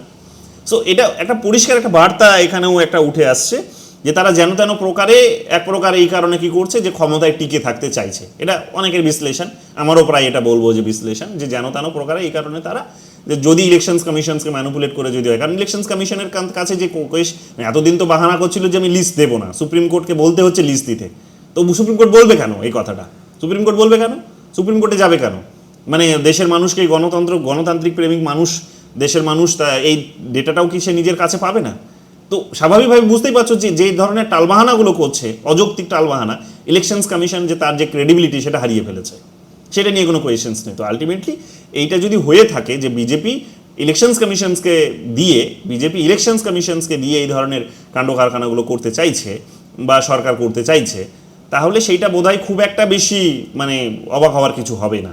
তো এই নিয়ে এখন দেখবে দেশের রাজনীতি, রাজ্যের রাজনীতি উত্তাল হয়ে আছে, যে ঘুরপথে এখানে এনআরসি নিয়ে আসতে চাইছে এবং আলটিমেটলি এরকমভাবে দ্বিনাগরিকত্ব করে অনেক একটা বড় সংখ্যক মানুষকে তারা কি করতে চাইছে, ক্ষমতায় টিকে থাকতে চাইছে। সো এইটা নিয়ে এখন কিন্তু দেশের রাজনীতি, রাজ্যের রাজনীতি কিন্তু চলছে। সো এটা আমাদেরকে ভালো করে বুঝতে হবে যে দেশে এইটাই চলছে। এই কারণেই দেখবে কেউ পক্ষ সমর্থন করছে, তো কেউ বিরোধিতা করছে। ইলেকশনস কমিশনস দিতে চাইছে না, তো সুপ্রিম কোর্ট তাকে দিতে বলছে। ইলেকশনস কমিশন যে প্রশ্নগুলো করা হচ্ছে তার সে উত্তর দিতে পারছে না। সো এই ধরনের জিনিসগুলো কিন্তু চলছে, এই ধরনের জিনিসগুলো কিন্তু দেশে চলছে। তো এগুলোই তোমাদেরকে কিন্তু ভালো করে বুঝতে হবে। এগুলো যখন বুঝে যাবে তখন পলিটিক্যাল সায়েন্সটা খুব তোমাদের জন্য ইজি। যদি এগুলো বুঝতে না পারো তাহলে একটু ডিফিকাল্ট, মনে রাখতে পারবে না, সিলেবাসে যে সমস্ত পড়াগুলো আছে এগুলো মনে রাখতে পারবে না। তো রোজ এই জন্য খবরের কাগজ যত বেশি পড়বে, ইলেকশনস কমিশন পড়তে, কারণ ইলেকশনস কমিশন থেকে তোমরা জানো নেটে একাধিক প্রশ্ন আসে, ওয়েস্ট বেঙ্গল সেটে আসে, এসএসসিতে আসে। সো যখন তুমি গল্পটা জেনে যাবে যে ইলেকশনস কমিশনের প্রধান কাজটা কী এবং কীভাবে ফাংশনস করছে, তখন তুমি ওগুলো তোমার কাছে গল্পের ছলে অটোমেটিক তোমার ব্রেন ক্যাপচার করতে পারবে। কিন্তু যখন এই গল্পগুলোই তুমি জানবে না, যে দেশে কী হচ্ছে, কী চলছে, কারেন্ট বেসিসে কারেন্টলি কী চলছে, কী হচ্ছে, তখন তোমার ওইগুলো একটা পড়া হয়ে যাবে, সেগুলো পড়া, ওগুলো তোমার কাছে ওগুলো ইনফরমেশন, তোমার ব্রেনে ওগুলো তোমাকে জোর করে ঢোকাতে হবে, জোর করে ওগুলোকে তোমাকে ঢোকাতে হবে এবং বেশিক্ষণ থাকবেও না ওগুলো। কিন্তু এইভাবে গল্পগুলো বুঝে নিয়ে যেগুলো হচ্ছে দেশে কারেন্টলি, সেগুলোকে বুঝে নেওয়ার পর যখন তুমি ওই বইয়ের যেগুলো সিলেবাসে যেগুলো আমাদের আছে, বইয়ে যেগুলো আছে সেগুলো যখন পড়বে, ঠিক একই বডিকে নিয়ে, একই থিওরিকে নিয়ে, একই টপিককে নিয়ে, তখন দেখবে ওগুলো তোমার কাছে অনেক ইজি হয়ে যাবে এবং তাড়াতাড়ি বুঝতেও পারবে, মুখস্থ করতে হবে না, ওটা অলরেডি ব্রেনের মধ্যে গেঁথে যাবে। So this is the scientific process for learning, যেটা বলা যেতে পারে, যে পড়ার জন্য যে বিজ্ঞানসম্মত যে উপায়, সেই উপায়টা হচ্ছে এইটা তোমাদেরকে ভালো করে বুঝতে হবে। বোঝাতে পেরেছি? ক্লিয়ার হয়েছে? আজকে আর অন্য কিছু আলোচনা করবো না, এটাই শুধু থাকবে। এখান থেকে যদি কিছু জানার থাকে, বোঝার থাকে, বলতে পারো যে ক্লিয়ার হয়েছে কিনা বিষয়টা তোমাদের। স্যার একটা কোশ্চেন করবো? হ্যাঁ বলো। স্যার যদি এফআইআর হয় ওয়েস্ট বেঙ্গলে, তো সেখানে গভর্নমেন্ট মতুয়া কমিউনিটিকে কিভাবে হ্যান্ডেল করবে বা ওটার সঙ্গে কিভাবে ডিল করবে? মতুয়া কমিউনিটি তো বুঝতেই পারছো যে বেসিক্যালি এই পশ্চিমবঙ্গের যদি কথা বলো, তাহলে পশ্চিমবঙ্গে এই মানে সিএএটা নিয়ে আসার পেছনে পশ্চিমবঙ্গের একটা বড় কমিউনিটির ফোর্স ছিল, সেটা হচ্ছে যে মতুয়া কমিউনিটি। কারণ মতুয়ারা দীর্ঘদিন ধরে ওরা ওই উসপার ঝুলছিল তারা। বিজেপি বলছে তারা নাগরিক নয়, আর ওরা বলছে যে টিএমসি বলছে এটা তো নাগরিক, আবার নাগরিকত্ব নতুন করে কী দেবো আমি তোমাকে। কিন্তু ঠিক আছে, তাদের এই নাগরিকত্ব আইনটাকে, সিটিজেনশিপের যে আইনটা, সেটা আমরা দেখলাম যে কনস্টিটিউশন অ্যামেন্ডমেন্ট বিল যেটা নিয়ে এসেছিল তারা, তো সেটাকে তারা ইমপ্লিমেন্ট করেছে, আইনটাকে তারা ইমপ্লিমেন্ট করেছে, করে এখন তারা নাগরিকত্ব পেয়েছে। সো এদের উপর বিশেষ কোনো প্রভাব পড়বে না। এরা যদি সবাই অ্যাপ্লাই করেছে অলরেডি, তাহলে আর এদেরও কোনো ইম্প্যাক্ট পড়বে না। কিন্তু যদি অ্যাপ্লাই না করে থাকে, এবং যদি ওরা অ্যাপ্লাই না করে বরং এখন এসআইআরে চলে যায় এবং কারো নাম যদি বাদ গিয়ে থাকে, তাহলে এবার এরা দাবি করতে পারবে না যে আমি ভারতের নাগরিক। কারণ তোমাকে তো সুযোগ দেওয়া হয়েছিল এতদিন, বা দেওয়া হয়েছে এখনও পর্যন্ত, যে তুমি তোমার কাগজপত্র দেখাও, তোমার নাগরিকত্ব নাও। কিন্তু তুমি নাগরিকত্ব নাওনি, কিন্তু এইখানে এসে দেখা যাচ্ছে যে তুমি তোমার যথেষ্ট প্রমাণ দেখাতে পারছো না এসআইআর এর ক্ষেত্রে, তখন কিন্তু আবার নাগরিকত্বটা এরা হারিয়ে ফেলবে। তো এরাও ভয়ে আছে, এদের কি হবে, ঠিক আছে, তবে বেশিরভাগই এরা দেখবে নাগরিকত্ব নিয়ে নিয়েছে, এদের উপর বিশেষ কোনো ইম্প্যাক্ট পড়বে না। এটা হচ্ছে একটা সাধারণ বিষয়, ঠিক আছে, এটা বুঝতে হবে। বোঝা গেছে? Okay sir. বলো, একটাই প্রশ্ন নেব কিন্তু, বেশি নেব না তোমার প্রশ্ন আজকে। বলো। আচ্ছা আচ্ছা, একটাই আমি করছি, বলছি এই যে যেটা বললেন না এসআইআর, তো এটা এসআইআর যেহেতু এটা মানে ইউনিয়নের একটা ল, তো এবার দেখা যাচ্ছে যে মানে কিছুদিন আগে একটা মানে মমতা যেটা বলছিল, আমি কোনো দলকে আমি টানছি না, তো উনি একটা কথা বলছিলেন যে আমি থাকতে পশ্চিমবঙ্গে এইগুলো হতে দেবো না, ঠিক আছে। তো এবার দেখা যাচ্ছে যে মানে রাজ্য এই আইনটা অর্থাৎ ইউনিয়নের আইনটা মানতে রাজ্য সরকার ব্যর্থ হচ্ছে অথবা মানছে না, তো সেক্ষেত্রে কি 356 জারি হওয়ার সম্ভাবনা আছে? হতে পারে, যদি এসআইআরটা যদি লাগু হয়ে যায়, এসআইআর যদি লাগু হয়ে যায়, সরি, এটা যদি একটা আইন হয়ে থাকে, এটা যদি আইন হয়ে থাকে, মানে এসআইআর যেটা স্পেশাল ইন্টেনসিভ রিভিশন করছে, সেটা যদি কেন্দ্রীয় সরকারের একটা আইন পাশ করে পার্লামেন্টে যদি এই ক্ষমতাটা দেওয়া হয়েছে, তাহলে স্বাভাবিকভাবে প্রেসিডেন্ট রুল জারি হতেই পারে, সরকার যদি না মানতে চায়, স্বাভাবিক, কারণ কেন্দ্রের অর্ডার তোমাকে মানতে হবে। বুঝতে পেরেছো? কেন্দ্রের অর্ডার মানতে হবে। আর ওটাতে মানে একটা কোশ্চেন ছিল, ভাবছিলাম জিজ্ঞাসা করব কি করব না, মানে ওই রিলেটেডই, মানে ওই আর্টিকেলেরই, বলবো নাকি? বলো। আচ্ছা বলছিলাম এই যে আগের দিন যেটা মানে যখন আপনি পড়ালেন না ন্যাশনাল এমার্জেন্সিতে, তো এখানে ওই 355-তে আপনি যেটা বললেন যে রাষ্ট্রপতি বা ইউনিয়ন সাধারণত রাজ্যগুলোকে এই এসআইআর বা যে কোনো একটা আইন সম্পর্কিত মানে মানতে বাধ্য করাবে, ঠিক আছে।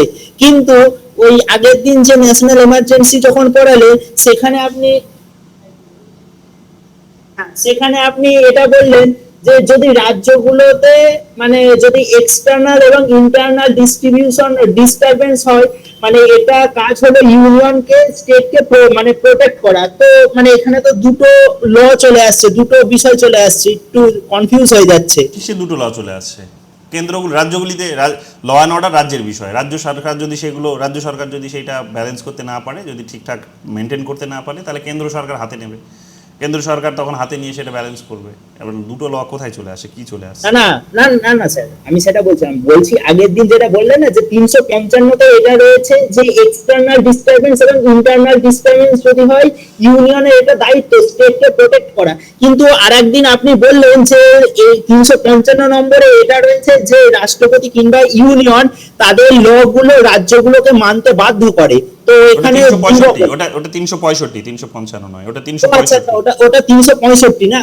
365-তে আছে ওটা, যে কেন্দ্র যদি কোনো অর্ডার দেয়, কেন্দ্র যদি কোনো অর্ডার জারি করে, তাহলে সেই অর্ডারটা বেসিক্যালি মানতে হবে, রাজ্য সরকারগুলো মানতে হবে। এখন রাজ্য যদি না মানে, তাহলে সেখানে কিন্তু 356 ধারা জারি করে দেবে। ও আচ্ছা আচ্ছা, তাহলে আগে 365, তারপরে 356। Thank you. ওকে ওকে। আর বলো, আর কারো কিছু বাকিদের আছে? বোঝা গেল তো বিষয়টা? গল্পটা ক্লিয়ার হয়েছে এইবার কি চলছে দেশের রাজনীতিতে? হ্যাঁ স্যার। কারো কোনো কনফিউশন নেই তো? স্যার বলছিলাম যে ওই সাংহাই কর্পোরেশন অর্গানাইজেশন, ওটা যেটা মোদী সরকার অ্যাটেন্ড করবে, তো ওটার সম্পর্কে নেক্সট দিন কি আমরা আলোচনা করতে পারি? আর হচ্ছে কি 50% যেটা ট্যারিফ বাড়িয়েছে ডোনাল্ড ট্রাম্প ইন্ডিয়ার এর উপরে রাশিয়া থেকে তেল কেনার কারণে, তো ওটা নিয়ে আমরা একদিন ডিসকাস করলে একটু ভালো। হ্যাঁ একদম ঠিক আছে, নেক্সট ক্লাসে আমরা করব এটা, তাহলে ওকে স্যার। নেক্সট সপ্তাহে যখন করব তখন এটা করব, ঠিক আছে তাহলে এগুলো মনে রেখো, মনে করিয়ে দিও, বলে দেবো, ঠিক আছে? ঠিক আছে স্যার, তাহলে প্রেসিডেন্ট থেকে যে 3-4টা আমার কোশ্চেন ছিল, তাহলে নেক্সট যেদিন ক্লাস হবে সেদিনকে জিজ্ঞাসা করে নাও, ঠিক আছে? ঠিক আছে। ঠিক আছে, thank you sir, good night sir. চলো, গুড নাইট।